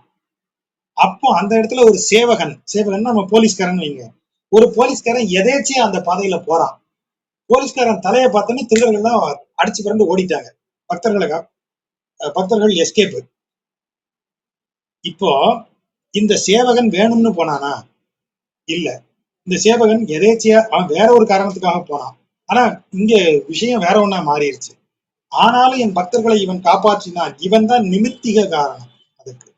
ஆகவே இவன் நிமித்திகனாக இருந்ததால் இவனுக்கு இந்த புண்ணிய பலனை கொடுக்கணும்னு பெருமாள் சொல்லிடுவாராம். இதுக்கு பேர் தான் ஆனுஷங்கிகம் அப்படின்னு பேர். இவன் அதை செஞ்சிருக்கவே மாட்டான். இவனுக்கு நோக்கம் அதுவே கிடையாது. அந்த அறியாமல் செய்யற பாவம்னு சொல்லுவோம் தெரியுமா? அந்த அறியாமல் செய்யற புண்ணியங்கள் தான் இந்த 3. நம்மள அறியாமலே செய்யறோம். அதை போல விதைக்காமலே முளைக்கும் விதைகள்ங்கிறது தான் இந்த புண்ணியங்கள். அது பத்தாது அப்படின்னுதான் பழம்புணர்த்து பக்தி உழவன் வித்தும் இட வேண்டும், வித்தும் இட வேண்டும். நீ வித்து இடாமலேயே புண்ணிய பலன் கிடைக்கும், எனக்கு தெரியும். அது யாத்திரிசிகமாக இருக்கலாம், ஆனுஷங்கிகமாக இருக்கலாம், அது பிராசங்கிகமாக இருக்கலாம். அதெல்லாம் வேண்டாம். நீ எனக்கு நல்ல புத்தி சொல்லி நான் நல்ல காரியங்களை செய்யும்படி நீ எனக்கு செய்யணும். வித்தும் இட வேண்டும் கொல்லோ அப்படின்னு இறைவன் அழுத்தி கேட்கிறார். நீங்க பாருங்க எவ்வளவு சின்ன வரிய போட்டாரு, அதுக்கு எவ்வளவு விளக்கம் சொல்ல வேண்டியது பாருங்க. விடையடர்த்த பக்தி உழவன் பழம்புணத்து வித்தும் இட வேண்டும் கொல்லோ. சரி, அப்படி இட வேண்டும் சொல்றீங்க. அந்த இறைவன் எப்படி அதை அந்த வித்து இட்ட பிறகு வித்தும் இட வேண்டும் சொன்னா அந்த விதை முளைத்து வருவதற்கு என்ன தேவை? நீர் தேவை. இப்ப அடுத்த வரியில என்ன சொல்றாரு பாருங்க. மொய்த்து எழுந்த கார்மேகமன்ன கருமால் திருமேனி நீர் வானம் நிகழ்ந்து காட்டும். அப்போ இறைவன் 2 விதமா எடுக்கணும். ரொம்ப பிரில்லியண்டான பாடல் இது. மொய்த்து எழுந்த கார்மேகம். மொய்த்துன்னா அடர்ந்து.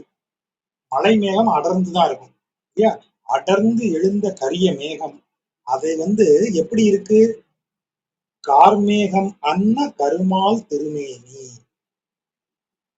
திருமாலினுடைய உடலை போல நிறமுடைய கரிய மேகம் உன் கண்ணுக்கு முன்னால், அதான் நிகழ்ந்து. நிகழ்ந்து என்றால் கண்ணுக்கு முன்னால் அர்த்தம். எதிரே நடப்பது, என் பார்வைக்கு எதிரே நடப்பதான் நிகழ்ந்து. அப்ப அந்த நீ கண்ணு முன்னாடி அவனுடைய வடிவத்தை, அவனுடைய நிறத்தை ஒத்த அந்த கருமேகம் பெருமாளது உடலை போல அந்த நிறமுடையது அப்படி உருவாகி மொய்த்து எழுந்து அந்த நீர் வானம், நீரை பொழியும் வானம் உனக்கு அவனை காட்டும். எப்படி 2 பொருள் பாருங்க. பக்தி விதை விதைத்த பிறகு மழை பெய்து அந்த விதை நன்கு முளைக்கும். இன்னொன்னு என்ன சொல்றாரு? இறைவன் உன் மனதில் பக்தியாகி விதையை விதைத்த பிறகு இறைவனை நீ பார்ப்ப. எப்படி பார்ப்ப? கருமால் திருமேனியை நீ பார்ப்பாய். எப்படி? சினிமால காட்டுற மாதிரி 4 கைகளோட வந்து நிப்பாருன்னு நினைச்சியா? இல்ல. மொய்த்தெழுந்த கார்மேகம் நீர்வானம் நிகழ்ந்து காட்டும். சுத்தி நடக்கிற எல்லாத்தையும் பாருடா, அவ்வளவுல இறைவன் தெரிவான்.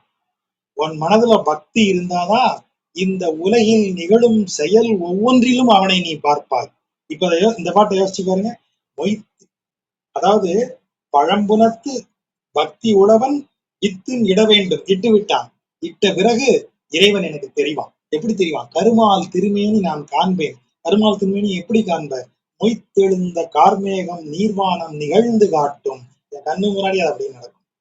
அத அப்படி மழை பெய்யறத பார்த்தனால எனக்கு அவன் கடவுள் தெரிய மாட்டானா? எத்தனை உயிர்களுக்கு உணவு. எனக்கு மழை பெய்யும் போதோறும் எனக்கு மனசுல தோணக்கூடிய எண்ணம், எத்தனை பேருக்கு உணவு அது, எவ்வளவு பேருக்கு உணவு.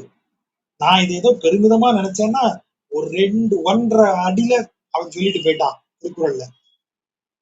விசும்பின் புலிவேலில் அல்லால் பசும்புல் மண்ணில் தலை காண்பது அரிது. ஒரு புல்லு முளைக்குமாயா ஒரு துளி மழை இல்லைன்னா அப்படின்னு நமக்கு முன்னாடியே நம்மளை விட பெரிய அறிஞர்களா இருந்திருக்கிறாங்க, சொல்லிட்டு போயிட்டான். அப்ப அப்பேற்பட்ட மழையை நினைக்கும் போது இறைவன் இல்லாம இது எப்படியா நடக்கும்? அவன் இல்லையா இந்த மழை இல்லை இறைவன். இந்த மழை மேகம் இல்லையா அவன் உடல். கருமால் இல்லையா அவன். உண்பதும் பருகும் நீரும் உண்ணும் சோறும் தின்னும் வெற்றிலையும் எல்லாம் அவனேன்னு சொல்லியிருக்காங்க. அப்ப அவன் இல்லையா அப்படி கண்ணு முன்னாடி நிகழ்ந்துட்டு இருக்கான். அந்த அது வந்துரும்ல, காணும் ஒவ்வொன்றிலும் அவனை நான் பார்க்க ஆரம்பிச்சிருவேனே. அந்தர்யாமியாக அனைத்திலும் வியாபித்திருக்கிறான். எனக்குள் இருக்கக்கூடிய அவனை கண்டு கொண்டேன் என்றால் நான் காணும் அனைத்திலும் அந்தர்யாமியாக இருக்கும் அவனை பார்த்திருவேனே. அததான் சொல்றாரு, நிகழ்ந்து காட்டும். அந்த வரி அண்டர்லைன் பண்ணுங்க. பெரிய மாஸ்டர் திருமணிசையாகிறார். வெறும் உருவம் காட்டாது. இறைவன் சினிமால காமிக்கிற மாதிரி அப்படி விஸ்வரூப தரிசனம் எடுத்து ஒரு உருவமா நிற்பாரா? நிகழ்ந்து காட்டும். ஆக்ஷன்ல பார்ப்ப. ஒவ்வொரு ஆக்ஷன்லயும் உனக்கு தெரியும் இந்த ஆக்ஷன் யார் யார் ப்ரோக்ராம் பண்ணா, எவன் டிசைன் பண்ணான், எவன் அதை எக்ஸிக்யூட் பண்றான், எவன் ப்ரிசைஸா மழை இங்க பெய்யணும், இந்த இடத்துல பெய்யணும், இவ்வளவு நேரம் பெய்யணும், எங்க இருந்தோ நீரை அள்ளி கொண்டு வருகிற மேகம் இந்த இடத்துல இந்த நாள்ல இந்த புள்ளில இவ்வளவு நேரம் யாரு டிசைட் பண்றா? அந்த நிகழ்வை பார்க்கும்போது இறைவன் தெரிவானா மாட்டானா? நிகழ்ந்து காட்டும். கருமால் திருமேனி நீர்வானம் நிகழ்ந்து காட்டும். இறைவனை கண் முன்னாடி பார்ப்ப. அப்படி பார்க்கணும்னா பழம்புனத்து பக்தி உழவன் வித்தும் இட வேண்டும். அதுதான் இந்த பாட்டு. அப்போ உண்மையிலேயே சரணாகதிக்கு முந்தைய நிலை இருக்கே, நமது மனதில் பக்தி தோன்றிதான் அவனை சரணடைய முடியும். நமது மனதில் பக்தி தோன்றி காணும் இடமெங்கும் அவனை கண்டு நிறையும் போதுதான் நீ உண்மையான சரணாகதிக்குள்ள போய் விடுவ. அவனன்றி அணுவும் அசையாது. வெறும் டயலாக்காது. எவனோ ஒருத்தன் அனுபவிச்சிருக்கான் அந்த சொல்ல. ஒரு தியானம் போல கிடந்து அந்த சொல்ல அவன் கண்டுபிடிச்சிருக்கான். அவனன்றி அணுவும் அசையாதுன்னு சொன்னவன் பெரும் ஞானி. அதுதான் இந்த பாட்டு. அடுத்த பாட்டுல புராணங்களுக்குள்ள வர்றார். நான் இந்த பாட்டுல ரொம்ப நேரம் எடுத்துட்டேன். பால் பொன் பசுப்பு கார்வண்ணம் நான்கும் நிகழ்ந்தாய். 4 விதங்கள்ல நீ இருந்த.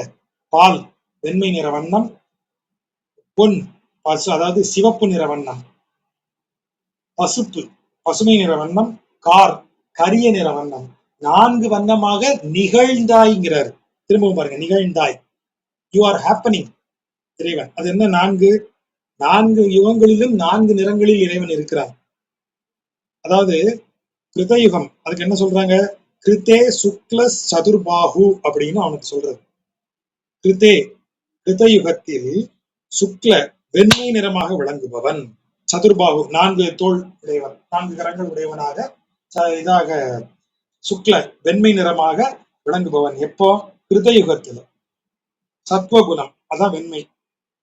திரேதாயாம் ரக்த வர்ணோசௌ, திரேதா யுகத்துல ரக்த வர்ணம் சிவப்பு நிறத்தில் விளங்குபவன். அதனாலதான் அந்த நெருப்பில் இடப்பட்ட பொன் அது ஒரு மாதிரி சிவப்பா இருக்கும். நெருப்புல அப்படி கங்கு மாதிரி ஒளி வீசக்கூடிய சூடேறி ஒளி வீசும் தங்கத்தை பாத்தீங்கன்னா அதுல தங்கத்தின் மஞ்சள் ஒளியாகவும் அந்த தங்க கட்டி சிவப்பாகவும் மாறி இருக்கும். என் நண்பர் பொற்கொள்ளர் இருந்தார் திருநெல்வேலியில. அவர் பொண்ணை உருக்கும் போதெல்லாம் நான் பார்த்துக்கிட்டே இருப்பேன் அந்த கலர். அவர் சொல்ல, ரொம்ப நேரம் பார்க்காதீங்க சார், ஒரு மாதிரி பண்ணும் அப்படின்பாரு. அது ரொம்ப உண்மை. தங்கம் உருக்கும் போது அதை பார்த்துக்கிட்டே இருக்கக்கூடாதுன்னு. அந்த கலர் அப்படி செய்யும். அப்படி ஒரு மாதிரி அது சிவப்பா இருக்கும், ஆனா சுத்தி மஞ்சள் ஒளி இருக்கும். அப்படியே அது குளிர குளிர மஞ்சள் ஒளி திரும்ப அந்த அந்த அந்த கட்டிக்குள்ளேயே அடங்கும், தங்க கட்டிக்குள்ளேயே. அப்ப ரத்த வர்ணம்னு சொல்லும்போது நான் அதைத்தான் யோசிப்பேன் ஒரு முறையும். சிவந்த நிறத்தில் மஞ்சள் ஒளி சுற்றிலும் வீச இருக்கக்கூடிய மஞ்சளும் சிவப்பும் கலந்தது. திரேதா யுகத்துல அவன் அப்படிதான் இருக்கான். ரஜோகுணம் மிகுந்து சத்துவகுணம் குறைஞ்சி வருது. அதான் திரேதாயாம் ரக்த வர்ணாசோ. துவாபரே பகவான் சியாம. துவாபர யுகத்தில் பகவான் சியாமம் பசுமை கலந்த நிறத்துல இருக்கான். அதாவது கருப்பு நிறத்துக்கு கொஞ்சம் முன்னாடி போறான். அதாவது சிவப்பு, வெள்ளை, கருப்பு, ஃபுல் கருப்பு இல்ல, கொஞ்சம் கருப்பு கலந்தா பச்சை நிறம் வந்துடும். சிவப்பு, வெள்ளை, கொஞ்சம் கருமை, மூணும் கலந்ததுதான் பசுமை வண்ணம். அதனாலதான் கருமால் பச்சை மாமலை போல் மேனின்னு அவனை சொல்றதுக்கு காரணம் அதுதான். பசுமை நிறமுடையது. கலௌ கிருஷ்ணம் விஷா கிருஷ்ணம்னு அது சொல்றான். கலௌ என்றால் கலியுகம். கலியுகத்துல அவன் எந்த நேரத்துல இருந்தாலும் யாரும் கவலைப்பட போறது இல்லை, அவனை யாரும் பார்க்க போறது இல்லை. ஆக அவன் என்ன செய்யறான், மேக்கப் இல்லாம நம்மளை எவனும் பார்க்க வர போறது இல்லை, நம்ம எதுக்கு மேக்கப் போட்டுக்கிட்டு நம்ம இயல்பான கருப்பு நிறத்திலேயே இருப்போம்னு இருக்கானாம். அதனாலதான் இதுல கலியுகத்துல அவன் கருப்பு நிறம், தன் இயல்பான கருப்பு நிறம். கலௌ கிருஷ்ணம் விஷா கிருஷ்ணம், இயல்பான கலரில் அவன் இருப்பான். கலியுகத்தில் அவன் இருக்கும் கருமை நிறம் அவன் இயல்பான விஷா கிருஷ்ணம், அவனுடைய இயல்பான கருமை நிறம் அப்படின்னு சொல்றது. பெரிய திருமொழி நம்ம பார்த்தோம், இல்ல இனிமேதான் பார்க்க போறோம். அதுல வரும் முழுதும் நிலை நின்ற பின்னை வண்ணம் கொண்டல் வண்ணம். முழுதும் நிலை நின்ற பின்னை வண்ணம், பின்னை கடைசியா வர்றது கலியுகத்துல வர்ற வண்ணம், அது கொண்டல் வண்ணம், கருமை நிறம். கொண்டல் மேகம், மழை மேகத்தின் வண்ணம் கொண்டல் வண்ணம். அது என்னமோ கவிதை வழி மாதிரி தெரியுது. நிலை நின்ற பின்னை வண்ணம் கொண்டல் வண்ணம், கவிதை நல்லா இருக்கு. இல்ல, அதுக்கு பின்னாடி இப்படி ஒரு புராண பொருள், தத்துவ பொருள் அதுக்குள்ள இருக்கு. அப்ப இந்த மாதிரி இறைவனுக்கு 4 நிற வண்ணங்கள் அவனுடைய 4 யுகங்களையும் அவனுக்கு வண்ணமாக இருக்கிறது. அவ்வாறு நிகழ்ந்தாய். இருவரையும் வீய, வீய என்றால் வீழ, அழியும்படி இகழ்ந்தாய். இகழ்தல் என்றால் இந்த இடத்துல இல்லாமல் ஆக்குதல். மது கைடபர் ஆகிய 2 அசுரர்கள் பிரம்மனிடமிருந்து வேதத்தை திருடுகிறார்கள். அவர்கள் இருவரையும் இவர் அழிக்கிறார். ஆகவேதான் இருவரையும் வீய இகழ்ந்தாய். சினப்போர் ஸ்வேதனை சேனாதிபதியாய் மனப்போர் முடிக்கும் வகை புகழ்ந்தாய். மனப்போர் வார்த்தையை பாருங்க. மனப்போர்னா என்ன? களத்துல நடந்தது போர் இல்ல, அந்த போர் எப்படி நடக்கணுங்கிற தனது மனதுல டிசைன் பண்ணானே. சேனாதிபதியா கிருஷ்ணன் இருந்தானா? சேனாதிபதிங்கிறவன் யாரு? யுத்தத்திற்கான யுக்திகளை வகுத்து ஸ்ட்ராட்டஜிஸ போட்டு அந்த ஸ்ட்ராட்டஜிஸ் படி படைகளை அனுப்பி யுத்தத்தை நடத்துகிறவன். இன்னைக்கு தரைப்படை தாக்கணுமா விமானப்படை தாக்கணுமான்னு யார் டிசைட் பண்ணுவா? ஒருத்தன் டிசைட் பண்ணணும்ல, அவன் தானே சேனாதிபதி, அவன் தானே தளபதி. அப்ப இங்க தளபதியா இருந்து கிருஷ்ணன் தளபதியா இருந்தானா? அவன் வெறும் தேர் ஓட்டியாக மட்டும்தானே இருந்தான். ஆனால் அதுக்குத்தான் அவர் அந்த வார்த்தையை போடுறாரு, மனப்போர் சேனாதிபதியாய். இவன் மனசுக்குள்ள இந்த போர் எப்படி நடக்கணும்னு மொத்த கணக்கும் இருந்துச்சு. அதுக்கு இவன் தான் தளபதி. இவன் மனசுல இந்த பாரத போர் எப்படி நடக்கணும்னு கணக்கு போட்டானோ, எப்படி நடக்கணும்னு ஸ்ட்ராட்டஜி பண்ணானோ, அந்த ஸ்ட்ராட்டஜி படி அந்த போர் நடந்தது. ஆனா யார வச்சு நடத்தினா? சினப்போர் ஸ்வேதனை முடிக்கும் வகை புகழ்ந்தாய். வார்த்தையை பாருங்க.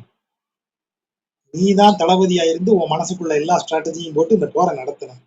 ஆனா யார முன்னாடி வச்ச? முடிக்கும் வகை. இவனை வச்சு இந்த போரை முடிக்கிறேன்னு சொல்லி யாரத்துக்கு முன்னாடி வச்ச? சினப்போர், சினத்தோடு போர் செய்யக்கூடிய ஸ்வேதன். ஸ்வேதன்னா யாரு? இந்த இடத்துல என்ன பொருள்? ஸ்வேத வாகனம் அப்படின்னு அதுக்கு பொருள். வாகனம் என்றால் என்னுடைய நான் எதிர்மேல் போகிறேனோ அதுதான் வாகனம். வெண் குதிரை பூட்டிய ரதத்தில் செல்வதால் வெண்மை என்பது ஸ்வேதம்னு அர்த்தம். சோ வெண்மை நிறமான வாகனம், வெண்மை நிறமான குதிரை பூட்டப்பட்ட வாகனத்தில் செல்வதால் இவனுக்கு என்ன பேரு? அர்ஜுனனுக்கு ஸ்வேத வாகனன்னு பேரு. ஆகவேதான் இங்க ஸ்வேதன்னு அதை ஷார்ட்டா சொல்றாரு. வெண்குதிரை பூட்டப்பட்ட ரதத்தில் சென்று சினத்தோடு போரிடக்கூடிய அர்ஜுனனுக்கு அவன் மூலமாக இந்த போரை முடிக்கும் வகையை கண்டு அவனை புகழ்ந்தாய். செஞ்சது இவன் தான், மனப்போர். இவன் தான் மனதால் சேனாதிபதியாயிருந்து போரை செய்தவன். ஆனா முன்னாடி யார நிறுத்தினா? நம்ம அர்ஜுனனை நிப்பாட்டி இவன் அர்ஜுனனை புகழ்றான். ஐயா எங்கால எப்படி என்னமா ஃபைட் பண்றாரு பாருங்க. அர்ஜுனன் யார்? நீங்க பகவத்கீதையிலேயே பாருங்களேன்.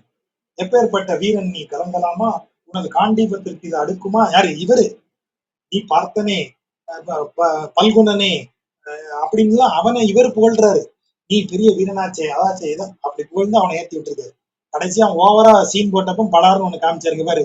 நீ என் கொல்றதா நினைச்சிட்டு நீ ரொம்ப ஓவரா பண்ணாத, நான் தான் எல்லாரையும் கொண்டுட்டு இருக்கேன், நீ எல்லாம் இன்னொன்னு வச்சு கொல்லுவேன், ஒழுங்கு மரியாதையா ஃபைட்டை போடணும்னு அவனுக்கு புத்தி வருது. அப்புறம் இவன் கொஞ்சம் புத்தி தெரிஞ்சோடனே ஒரு பழையபடி ஆஹா அர்ஜுனா பெரிய வீரா போரிடுவாயாகன்னு திரும்பவும் வேற சொல்றாரு. அப்ப நம்மளால போடும்போது நமக்கே கொஞ்சம் திகிலா இருக்கு. அதுதான் இந்த இடத்துல அவர் சொல்றாரு.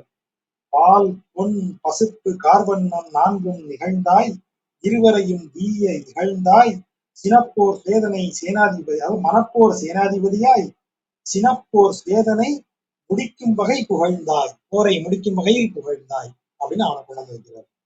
எப்படியெல்லாம் வேலை செய்யறான் பாருங்க. அடுத்தது பாருங்க, பகையால் மதியாது மண் கொண்டாய். பகைனா மெத்தடு. மண் கொண்டாய் என்றால் பூமியை கொண்டாய். யாரிடமிருந்து? மகாபலியிடமிருந்து. மத்த எல்லாத்தையும் என்ன பண்ண? ஃபைட் பண்ண. ராவணனிடமிருந்து எப்படி சீதையை மீட்டாய்? போர் செய்து அவனை அழித்து. வாலியிடமிருந்து எப்படி கிஷ்கிந்தையை வென்றாய்? வாலியை அழித்து. கம்சனிடமிருந்து எப்படி மதுரா நகரத்தை ராஜ்யத்தை கைப்பற்றினாய்? கம்சனை அழித்து.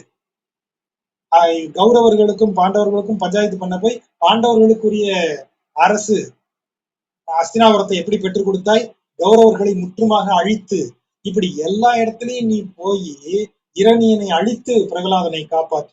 எல்லா இடத்துலயும் உன்னுடைய மெத்தட் வந்து எதிரிகளை அழித்து உனது பக்தர்களை காப்பாற்றுவதா இருக்கு. ஆனா மகாபலி விஷயத்துல மட்டும் அப்படி இல்லையே. ஏன்? ஏன்னா மகாபலி எப்படிப்பட்டவன் என்றால், அதுக்குதான் அவர் ஒண்ணு எழுதியிருக்காரு, ஔதாரிய புருஷனாகையால் அவனை அழிக்க இயலாதென்று. யாரு? பெருமாளுக்கு முடியலையா அழிக்க. ஏன்? ஔதாரியம் உடையவன். இந்த ஔதாரியம் வடமொழி சொல். ஔதாரியம்னா எப்படின்னா அப்பிள்ளை உரை பிரமாதமா எழுதியிருக்கிறார். அவர் சொல்லியிருக்காரு, ஔதாரியன் எனப்படும் வன்மை எனும் குணமுடையவன் என்பதால், வன்மை மூணு சுழியின் என்ன வள்ளல் தன்மைன்னு ஒரு பொருள் இருக்கு. வன்மை அனைவருக்கும் அனைத்தையும் கொடுக்கக்கூடியவன், வலிமை மிக்கவன். அந்த வலிமையால் பிறருக்கு நன்மை செய்கிறவன், அதான் வன்மைங்கிற சொல். அப்ப அவனை எப்படி வெல்ல முடியும்? தனது வலிமையால் பிறருக்கு துன்பம் விளைவித்தால் இறைவன் போய் அவனை அழிச்சிருவான். இவன் வலிமையால் அதை செய்யலையே, அப்ப இவன்கிட்ட என்ன செய்ய? சரி, போய் கெஞ்சினாலும் பரவாயில்ல, அவன்கிட்ட பிச்சையாக தானமாக வாங்கியாவது மண்ணை மீட்ட வேண்டியதுதான். ஆகவேதான் வகையால் மதியாது, மெத்தட் என்னங்கிறத கண்டுக்காம மதியாமல் எல்லாரும் என்ன சொல்லுவாங்க, என்னையா ஏதோ பெரிய அவனை ஜெயிக்கிறேன்னு போய் அவங்ககிட்ட போய் பிச்சை எடுத்துட்டு வந்திருக்க. அவன்கிட்ட போய் நீங்க யோசிச்சு பாருங்க, எங்க ஊர் பாட்டுக்காரன்ல காளை அடக்க யாரும் இல்லையான்னு கேட்கும்போது ராமராஜன் இறங்குவார். இறங்கி அந்த காலை சீனிட்டு வந்த உடனே பேச்சு பேச்சு அப்படின்னு அதை பார்த்து பாடுவாரு. இப்ப காலை அடங்கிடும். அப்ப அந்த காளையோட ஓனர் தகராறு பண்ணுவாரு, ஐயா காளைய வீரத்தால் அடக்கணுமா, இப்படி பாட்டு பாடி அடங்கிட்டு இருக்க, இதெல்லாம் ஒரு கணக்காயா, இதெல்லாம் ஒரு வீரமாயான்னு அவர் திட்டுவாரு. அத மாதிரிதான் ஆகி போச்சுங்க. நீ மகாபலியை ஜெயிக்கணும்னு சொல்லி போயிட்டு அவன்கிட்ட போய் கெஞ்சி அவன்கிட்டயே தானமா வாங்கிட்டு இருக்கிய, அதெல்லாம் கவலையே பட மாட்டேன். மதியாது, வகையால் மதியாது, மெத்தட் என்னங்கிறத நான் கண்டுக்கவே மாட்டேன். மண் கொண்டாய், மண்ணை பெற்றுக் கொண்டாய்.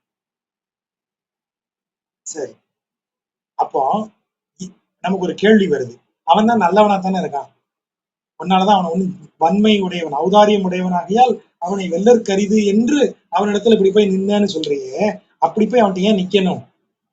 அப்படி அவன்கிட்ட வின் பண்ண வேண்டிய அவசியம் என்ன? அவனை ஜெயிக்க வேண்டிய அவசியம் என்னன்னா, அடுத்த ரீசன் வருது.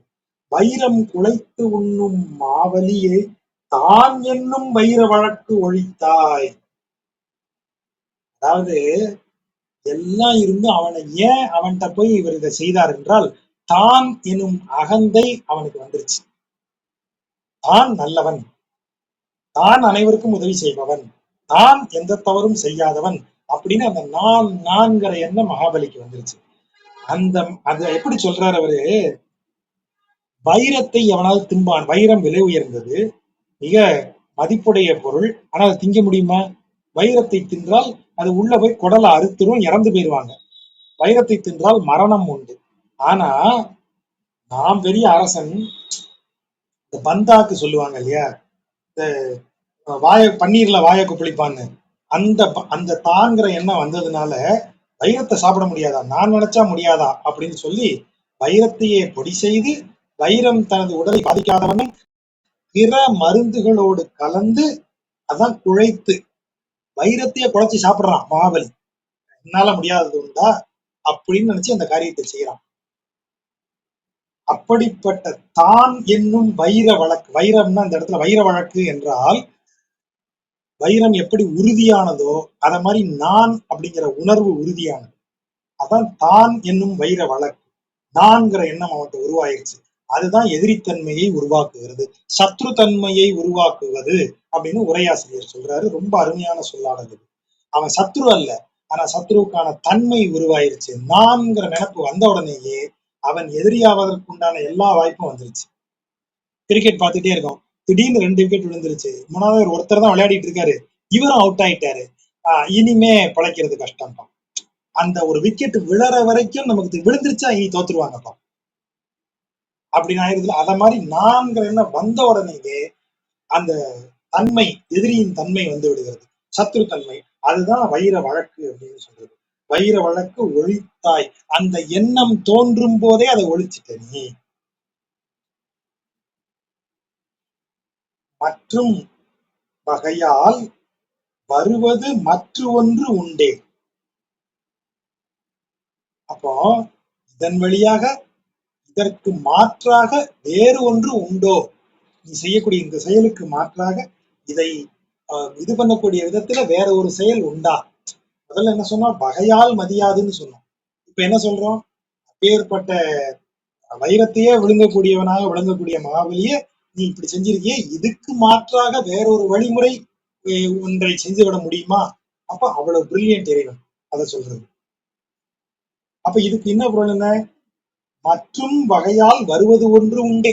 இதை இந்த வழிமுறையை செய்ததுனால உனக்கு என்ன பலன் வருது, இறைவனை பார்த்து கேட்கிறோம். அப்படி போய் மகாபலியை அடக்கி உலகத்தை எல்லாம் மீட்டு அவங்கிட்ட இருந்து நீ அரசாட்சி செஞ்ச, இந்திரன் கிட்ட சொர்க்கத்தை கொடுத்துட்டு போயிட்ட, பழையபடி போய் பார்க்கடல படுத்துக்கிட்ட. வகையால் வருவது மற்றொன்று உண்டே, உனக்கு ஏதாச்சும் உண்டா அதுல பலன் அப்படின்னு கேட்கிறாரு. அப்படின்னா என்ன பொருள், இறைவன் தனது நிலையை விட்டு இறங்கி இப்படி தானமாக பெற்றும் கூட ஒரு காரியத்தை செய்து இவ்வளவு நுணுக்கமாக தனது நிலையை தாழ்த்தியும் கூட பல காரியங்களை செய்தா கூட தனக்கான பலனாக அதை அவன் செய்வதில்லை. அதுதான் அவர் கேட்கிறார். மற்ற ஒன்று உண்டே, வகையால் வருவது மற்ற ஒன்று உண்டே. இந்த வழிமுறைகளை பின்பற்றுவதால் உனக்கு அதனால் ஏதாவது பலன் வருகிறதா, இறைவனுக்கு ஏதாவது பலன் வருதா, கிடையாது. என்ன புதுசா மகாபலி என்னத்தை தனியா உருவாக்குனானா, இவர் உருவாக்குனதான் வச்சிருந்தான், இவர் எடுத்து அதை இன்னொருத்தட்ட கொடுத்துட்டு போயிட்டாரு, அவ்வளவுதான். இவனுக்கு ஒண்ணும் கிடையாது. இறைவன் அடியார்களுக்காக செய்யக்கூடியவன். அவன் செய்யும் காரியங்களின் பலன்கள் அவனுக்குரியன அல்ல, அடியார்களுக்கே உரியது. அதுதான் இந்த பாட்டு சொல்லுது. மற்ற தொழுவார் ஒருவரையும் யான் இன்மை கற்றைச் சடையான் கரிகண்டாய். தொழுவார் மற்ற ஒருவரையும் யான் இன்மை, நான் வேறு எவரையும் தொழுகிறேன் என்பது இல்லை. நான் பிற தெய்வங்களை தொழுகிறேன்னு கிடையாதுப்பா. சாட்சி வேணுமா, கற்றைச் சடையான் கரிகண்டாய். கற்றைச் சடையுடைய சிவனே இதற்கு சாட்சிங்கிறார். அவனைதான் இவ்வளவு நாள் கும்பிட்டு இருந்தேன், அதற்கு பிறகுதான் உங்ககிட்ட வந்தேன். உங்ககிட்ட வந்த பிறகு வேற யாரையும் கும்பிட்டதில்லை. அவனைதானே அதுக்கு முன்னாடி கும்பிட்டேன், அவனையே கூப்பிட்டு கேடு. எப்பா உன்னை தானே கும்பிட்டு இருந்தான், இப்போ என்னை தவிர யாரையாவது கும்பிடுறான்னு அவங்கிட்டயே கேளு, இல்லைன்னு சொல்லுவான் அப்படின்னு இவர் சொல்றாரு, திருமலிச்சாழ்வார் சொல்றாரு. மற்ற தொழுவார் ஒருவரையும் யானின்மை கற்றைச் சடையான் கரிகண்டாய், சிவனையே சாட்சி வைக்கிறார். அடுத்த வார்த்தை சொல்றாரு, கடல் வண்ணா நீலக்கடல் நிறமுடையவனே, யான் உன்னை எற்றைக்கும் கண்டு கொள்விருக்குமாறு கண்டுகொள் கண்டாய். சரி, எங்கிட்ட என்னப்பா வேணும் உனக்கு, யான் எற்றைக்கும், எற்றைக்கும்னா என்றைக்கும், என்றைக்குமே உன்னை கண்டு கொள்கிருக்குமாறு, உன்னை கண்டவாறே இருக்குமாறு, உன்னை எப்போதும் நான் பார்த்து கொண்டே இருக்குமாறு கண்டுகொள், என்னைய எனக்கு ஒரு வரம் அருள், கொஞ்சம் கண்டுக்கப்பா அப்படின்னு. அப்பதே கண்டுகொள்ங்கிற வார்த்தை பழைய வார்த்தை, நம்ம நம்மளை கொஞ்சம் கண்டுக்கிறது அப்படின்னு கேட்கறாங்க இல்லையா, அதான் இது கண்டுகொள். நீ நான் எப்போதும் உன்னை பார்த்து அப்படின்னு என்ன அர்த்தம், எப்போதும் இறைவனை பார்த்து கொண்டே இருப்பவர்கள் யாரு, நித்தியசூரிகள். அதனாலதான் இமையோர் அப்படின்னு சொல்லும்போது சில இடங்கள்ல ஏன் வந்து நித்தியசூரிகளை சொல்றாங்கன்னா, கண்ணை கூட இமைக்காமல் இறைவனின் அழகை பார்த்து கொண்டே இருப்பார்களாம். ஆகவேதான் இமையோர்னு அவர்களுக்கும் பெயர் உண்டுன்னு சொல்றாங்க. அப்ப எனக்கு நித்திய சூரியாக பதவி கொடுன்னு கேட்கிறாரு. மற்ற தொழுவார் ஒருவரையும் யான் இன்மை கற்றை சிறையான் கரிகண்டாய் சிவன் சாட்சியாக பிற எவரையும் நான் வணங்குவதில்லை.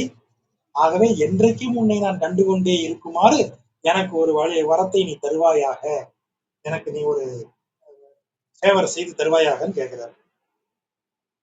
பேதைகள் அடுத்த பாடத்துல சொல்றத பாருங்க.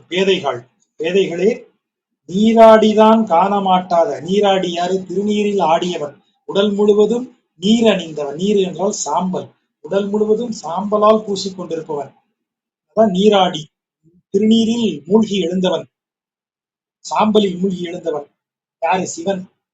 நீராடிதான் காண மாட்டாத அந்த சிவனே பார்க்க முடியாத தார் அகலச் சேவடி, பெரிய மாலை, தாரணிந்த அந்த மார்பு, அகலச் சேவடி. ரெண்டு பொருள் எடுக்கலாம்.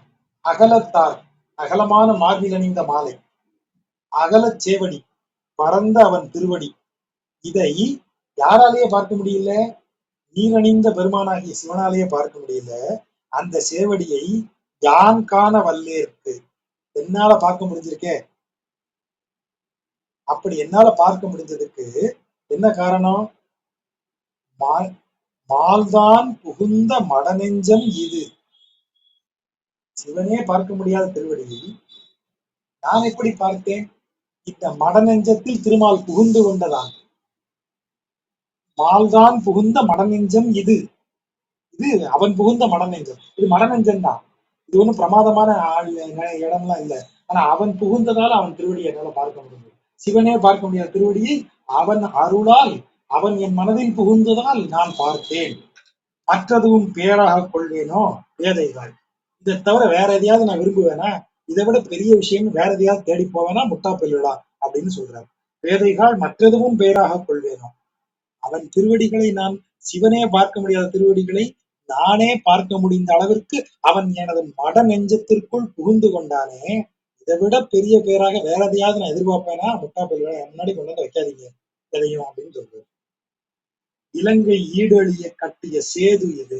இது என்றால் இதுவும்னு அர்த்தம். இதுவும் என்றால் இவ்வாறாக செய்ததுவும் அப்படின்னு பொருள் எடுக்கணும். சேதுனா பாலம். இலங்கையின் ஈடு, இலங்கையின் சிறப்பு எல்லாம் அழியும்படியாக ஒரு பாலத்தை கட்டியதும், விலங்கு வாலியை வீழ்த்தது இது.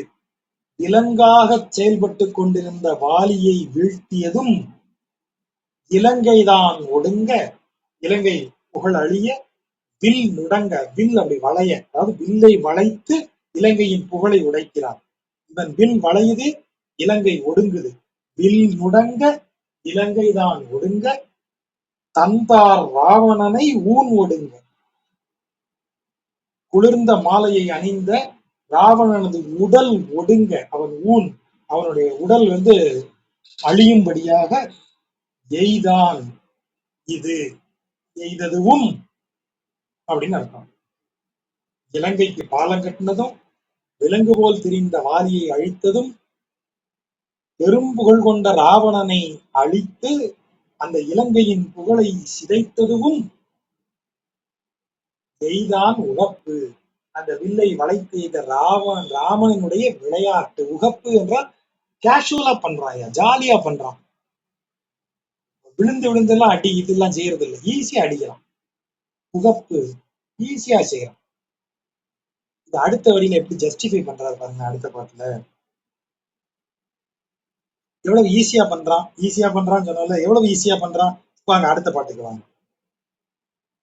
புருவம், மிக புருவம் ஒன்றுக்கு ஒன்று யோசனையான். யோசனைனா யோஜனைன்னு வடமொழி சொல். யோஜனை அப்படின்னா ஒரு மைல் கணக்குன்னு வச்சுக்கோங்க. சும்மா ஒரு தோராயமா ஒரு மைல் கணக்குன்னு வச்சுக்கோங்க. மிக புருவம்னா பெரிய புருவம், கும்பகர்ணம் பெரிய உருவம். எவ்வளவு பெரிய உருவம் சார்? சார் அவனுடைய ஒரு புருவத்தை எடுத்துக்கோங்க, பெரிய புருவம் சார். சரி, ஒரு புருவத்தில இருந்து இன்னொரு புருவத்துக்கு போறதுக்கு ஒரு மைல் தூரம் இருக்கும் சார். அப்ப எவ்வளவு பெரிய மூஞ்சி. நம்ம ஒரு கண்ணுல இருந்து இன்னொரு கண்ணுக்கு 2 இன்ச்சு கூட கேப் இல்லை. ஆனா கும்பகர்ணனுக்கு எவ்வளவு பெரிய மூஞ்சி இருந்தா ஒரு புருவத்தில இருந்து இன்னொரு புருவத்துக்கு போறதுக்கு ஒரு யோஜனை தூரமா. மிகப்புருவம் ஒன்றுக்கு ஒன்று யோஜனையான். யோசனைன்னு தமிழ்ல சொல்றது. சார் 1 கிலோ 1,5 கிலோமீட்டர் இருக்கு சார். ஒரு புருவத்துல இருந்து இன்னொரு புருவத்துக்கு ஆட்டோ பிடிச்சு போக வேண்டியிருக்கு. 1,5 கிலோமீட்டர் தூரம் இருக்கு. அப்ப அந்த மூஞ்சி எவ்வளவு பெரிய மூஞ்சியா இருந்திருக்கும். அதனுடைய கைகால்கள்லாம் எவ்வளவு பெருசா இருந்திருக்கும். அப்பேற்பட்ட பிரம்மாண்ட உருவத்தையே அன்றிக் கொண்டு என்றால் சீறிக்கொண்டு, கோபத்தோடு அன்றிக் கொண்டு ஒரு கணையால் எய்தான் அவன். இவ்வளவு பெரிய உருவத்தையே எங்கால பயங்கர டென்ஷன் ஆகி ஒரே அம்பில் அடிச்சாயா. இப்ப மேல இருக்கிறதுக்கு போங்க. அப்ப வாலிய அடிச்சான்ற, இலங்கைக்கு பாலம் கட்டினாங்கிற. இலங்கையை பாலம் கட்டுறதுக்கும் தனது வில்ல எடுத்து சமுத்திரராஜனை மிரட்டினதும் தான் வேலை நடந்துச்சு. அதுவும் வில்லின் வலிமைதான். ராவணனை அடிச்சாங்கிற, அதையெல்லாம் ஈஸியா விளையாட்டு போல செஞ்சான்னு சொல்றேன். அவ்வளவு பெரிய ஆளாயா. ரொம்ப இருக்கணும் பாரு. அவன் உருவமே ஒரு உருவத்துக்கு ஒரு உருவம் 1,5 கிலோமீட்டர் தூரம் இருக்கும். அப்பேற்பட்ட உருவத்தையே எங்கால ஒரே அம்பால அடிச்சான் தெரியுங்கள. அப்ப அவனுக்கு இதெல்லாம் பெரிய விஷயமா? அந்த வார்த்தை தான் அழகு. மிகப்புருவம் ஒன்றுக்கொன்று யோஜனையான் வீழ ஒரு கணையால் அன்றிக் கொண்டு எய்தான் அவன். யாரு? ராமன். அவன் மேல அப்படியே தத்துவத்துக்கு மாறுறாரு. உகப்பு உருவன் தானே. நீ இந்த இடத்துல உகப்பு என்ன? விரும்புவதுன்னு அர்த்தம். மேல இருக்கிற எய்தான் உகப்பு என்றால் விரும்பி செய்த விளையாட்டு. இங்கு உகப்பு என்பது இந்த விருப்பம் மட்டும். உகப்பு உருவன் தானே. நீ எந்த உருவத்தில் உகக்கிறாயோ, நீ எந்த உருவத்தில் காண ஆசைப்படுகிறாயோ அந்த உருவமாக இருப்பவன் உகப்பு உருவன் தானே. அப்படியா? நான் விரும்புற உருவத்தில். ஆமா, நீ அவரை பன்றி உருவத்துல பார்க்கணும்னு நினைச்சனா கூட வராகமா வருவார். யோசிச்சு பாருங்க. இத பிரமாண விவேகானந்தர் சொல்லுவார். ஒரு எருமையின் கடவுளுக்கு கண்ணுக்கு கடவுள் பெரிய எருமையாக தெரிவார் என்பது நமக்கு படித்து ஷாக்கா இருக்கும். மனிதனின் கண்களுக்கு கடவுள் பெரிய ஒரு மனிதனாக, 4 கரங்களுடைய மனிதனாக, 16 கரங்களுடைய மனிதனாக தெரிவான் என்றால், ஒரு எருமையின் கண்ணுக்கு கடவுள் பெரிய எருமையாகத்தான் தெரிவான் பாரு. எவ்வளவு பெரிய சொல். அதுதான் இங்க வந்து விழுது. உகப்பு உருவம் தானே. நீ உகக்கும் உருவம் எதுவோ அதுதான். அதனாலதான் இந்தியால நம்ம ஒரு செங்கலை வச்சு ஒருத்தன் கும்பிட்டா கூட அது தெய்வம் தான். அவன் உகக்கும் உருவம் தெய்வம் அதுல வந்து உட்காரும். நான் உகக்கும் உருவம் அது. என்னங்க உருவம் இது? நாக்க நீளமா தொங்க போட்டு ரத்தம் வழிய குடல மாலையா போட்டுக்கிட்டு தலைமுடியை விரிச்சு போட்டு கண்ணு எல்லாம் வெளியே வந்து பல்லெல்லாம் கூர்மையா. What is this sir? அது அவன் உகக்கும் உருவம். அந்த உருவில காளி வந்து உட்காருவா. உனக்கு என்ன வந்தது? உனக்கு உனக்கு என்ன வேணும்? இல்லைங்க, கடவுள்லாம் கொஞ்சம் அழகா ரொம்ப ஸ்டைலா டீசென்ட் பியூட்டி பார்லர் போயிட்டு வந்திருக்கணும் அதானே. நீ வந்து பாரு, இங்க லட்சுமி சரஸ்வதி எல்லாரும் அப்படித்தான் இருப்பாங்க. நீ அதை வேணா பாரு. அது நீ உகக்கும் உருவம். அந்த உருவத்துல அந்த தெய்வம் வந்து உட்காரும். உகப்பு உருவம் தானே. அப்படி இல்லாத பட்சத்துல, இந்த உருவம் இல்லாத பட்சத்துல ஒளி உருவன் தானே. தேஜோமயமாக விளங்கக்கூடியவன். பரம் எனப்படும் வைகுண்டத்தில் அவன் என்ன எப்படியாக விளங்குகிறான்? பரம் என்னும் இடத்தில் அவன் யோகியர் வணங்கும் ஒளி உருவில் இருக்கிறான். ஜோதிர் வடிவில் விளங்குகிறான். பரம் ஜோதி அவன். ஒளி உருவன் தானே. மகப்பு உருவன் தானே. மகப்புனா என்ன? வியப்படையும் ஆச்சரியப்படக்கூடிய உருவமாக விளங்குபவனும் அவனே. விஸ்வரூப தரிசனம். இதுவரைக்கும் இல்லாத காம்பினேஷன். முகமெல்லாம் சிங்கம், உடம்பெல்லாம் மனிதன். என்னையா விசித்திரமா இருக்க. அந்த உருவமும் அவன் தான். மகப்பு உருவன் தானே. இதெல்லாம் உனக்கு எப்ப புரியும்? மதிக்கில். அதுதான் இந்த பாட்டை ஆரம்பிக்க வைக்கிற சொல். மதிக்கில் உகப்பு உருவன் தானே. மதிக்கில் ஒளி உருவன் தானே. மதிக்கில் மகப்பு உருவன் தானே. இந்த பிரம்மாண்ட உருவமாகவும் நீ வணங்கு. இத்தினூண்டு சின்ன கல்லா எடுத்து வச்சு சாணியில தெய்வம் உண்டுன்னு எவனாவது சொல்லியிருக்கானா உலகத்துல? ஆனா சாணியில பிள்ளையார பிடிச்சு கும்பிடுறாங்க. சும்மா யோசிச்சு பாருங்களேன், எவ்வளவு ஷாக்கிங்கா இருக்கும். வீட்டுல முறுக்கு சுடுவாங்க தீபாவளி இதுக்கெல்லாம் பலகாரம் பண்ணும்போது பாருங்க, மாவு பிசைவாங்க. இந்த மாவுல துண்டு ஒண்ணு எடுத்து அமுக்கி அமுக்கி வச்சு அது பிள்ளையார். அதை கும்பிட்டுட்டு நல்ல விதமா முறுக்கு வரணும். எங்க வந்துட்டாரு பிள்ளையார்? திடீர்னு வந்து இத்தினூண்டு மாவை கிள்ளி வச்சோன்னே அதுக்குள்ள பிள்ளையார் வந்து உட்காந்துக்கிட்டாரு. ரைட் முறுக்கு வைங்க, நான் பாத்துக்கிறேன்றாரு. மஞ்சப்பொடியை குழச்சி அதுக்கு முன்னாடி வரைக்கும் கடையில பார்த்து பாக்கெட்டுக்குள்ள தொங்கிட்டு இருந்துச்சு. அதனால அதுல தண்ணியை ஊத்தி அமுக்கி பிடிச்சு வச்ச உடனே பிள்ளையார் வந்துட்டாரு. சார், மஞ்சப்பொடி இல்ல, எதுவுமே இல்லை. மாடு போட்ட சாணி தான் இருக்கு. கொண்டு வந்து வை, அதையும் பிடிச்சு வை, அதுலயும் பிள்ளையார் வந்து உட்காருவார். இது தெய்வத்தை வணங்குறதுல எவ்வளவு பெரிய விஷயம் இது. காணும் பொருளெல்லாம் தெய்வம். கொஞ்ச நேரத்துக்கு முன்னாடி தான் அவர் சொன்னாரு. என்ன அழகா அதை சொன்னாரு. நீர்வானம் நிகழ்ந்து காட்டும்னு சொன்னார்ல. பார்க்கிற இடத்துல எல்லாம் இயக்கத்துல எல்லாம் தெய்வம் தெரியுமானா, பார்க்கிற பொருளில் எல்லாம் தெய்வம் தெய்வ மாட்டானா? காணும் இடமெல்லாம் என் காட்சி தோன்றதையானா, ஏன் தோன்றாது? அவன் வேதாந்தம் அறிந்தவன் பாரதி. அப்ப காணும் இடத்துல காட்சியில எல்லாம் நீதானே தெரியுற அப்படின்னு அவன் அவன் சொல்றானே. எவ்வளவு பெரிய சொல். அதை இந்த இடத்துல அவர் சொல்றாரு. மதிக்கில் உகப்பு உருவன் தானே, மதிக்கில் ஒளி உருவன் தானே, மதிக்கில் மகப்பு உருவன் தானே. நீ அவனை பிரம்மாண்டமா பார்க்க ஆசைப்படுறியா? அவரே தான் பயங்கர ஓப்பனிங்ஸ்ல பெரிய பாட்ஷாவா வந்து நிற்பார். நீங்க சாதாரண ஆளா பார்க்கணுங்க. அவரே தான் ஆட்டோக்காரன் மாணிக்கமாக வந்து நிற்பார். ஒளி உருவன் தானே. எல்லாத்தையும் தாண்டி ஒரு தடவை சொன்னா அப்படிங்கிற மாதிரி ஒரு சீனை போட்டுட்டு வந்து நிற்பாரு இந்த மாதிரி. எப்படி வேணாலும் நிற்பார். நீ எப்படி பார்க்க விரும்புகிறாயோ அப்படி வந்து நிற்பார். என்னை ஆளி, என்னை ஆள்பவன், ஆள்பவன் ஆளி. இந்த வார்த்தை ஏற்கனவே முந்தின இதுலயும் போட்டிருக்காரு. என்னை ஆளி, என்னை ஆள்பவன் அரங்கத்து அவன், அவன் அரங்கத்தில் இருக்கும் அவன், திருவரங்கத்தில் இருக்கும் அவனே என்னை ஆள்பவன். அரங்கில் அவன் என்னை எய்தாமல் காப்பான். என்ன சொல்லி பாருங்க. உலகமே ஒரு நாடக மேடை, ஷேக்ஸ்பியர் சொன்னார். அதுக்கு முன்னாடியே நீங்க சொல்லிட்டாங்களே, பிறவிமா மாயக்கூத்துன்னு சொல்லியிருக்காங்க. பிறவிமா மாயக்கூத்து, பிறவி எனப்படும் மாமாய கூத்து. அந்த கூத்துல ஆடுறதுக்கு தான் வந்து வந்து விழுந்து பிறந்துகிட்டு இருக்கோம். நான் ராஜகோபால்லாம் கூத்தாடிக்கிட்டு இருக்கேன். ஒவ்வொருவரும் ஒவ்வொன்றாக கூத்தாடி கொண்டிருக்கிறோம். அந்த பிறவிமாமாய கூத்து, அந்த அரங்கில் அவன் என்னை எய்தாமல் காப்பான். இந்த உலகமாகிய நாடக மேடையில் பிறந்து இந்த நாடக நடிப்பால் வாழ்க்கை எனும் நாடக நடிப்பிற்குள் நான் போகாமல் என்னை காப்பான். அதுதான் அரங்கில் அவன் என்னை எய்தாமல் காப்பான்.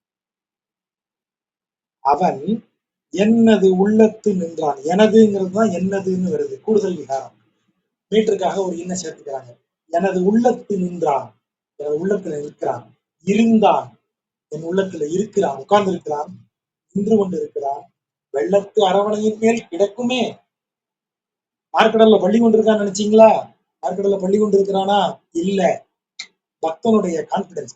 பார்க்கடலில் பள்ளி கொண்டிருக்க அங்கெல்லாம் பள்ளி கொண்டு இருக்கு இல்லையா? அவன் எனது உள்ளத்து நின்றான், இருந்தான். என் மனசுல நிக்கிறான், உட்கார்ந்துருக்கான். பார்க்கடல்ல பள்ளி கொண்டிருக்கான்னு சொல்லாத. அங்க இல்ல, அவன் மனசுல இருக்கான்னு ஒரு பக்தன் தைரியமா சொல்றான். அவன் என்னை ஆள்பவன்.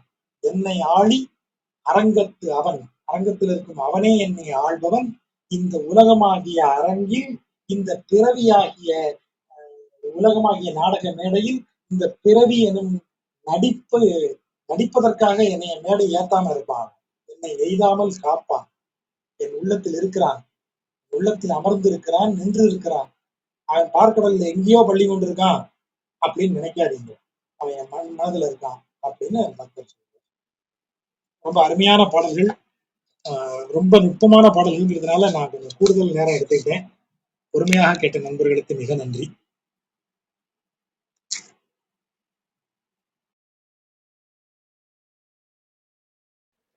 நன்றி சாச்சா. மிக சிறப்பா இருந்தது. ஒன்னொன்னும் ரொம்ப ஆழ்ந்த பொருளுடையதாவும், நிறைய எக்ஸ்பிளனேஷன். நாங்க சாதாரணமா படிச்சுட்டு போயிட்டோம். ஒன்னொன்னு உள்ளுக்குள்ள நிறைய மீனிங் இருக்கிற மாதிரி இருந்தது. கீழே இருக்கிறவங்க யாராவது மேல வரீங்களா? சிவநாத் சார், இல்லாட்டி தியாகராஜன் சார்.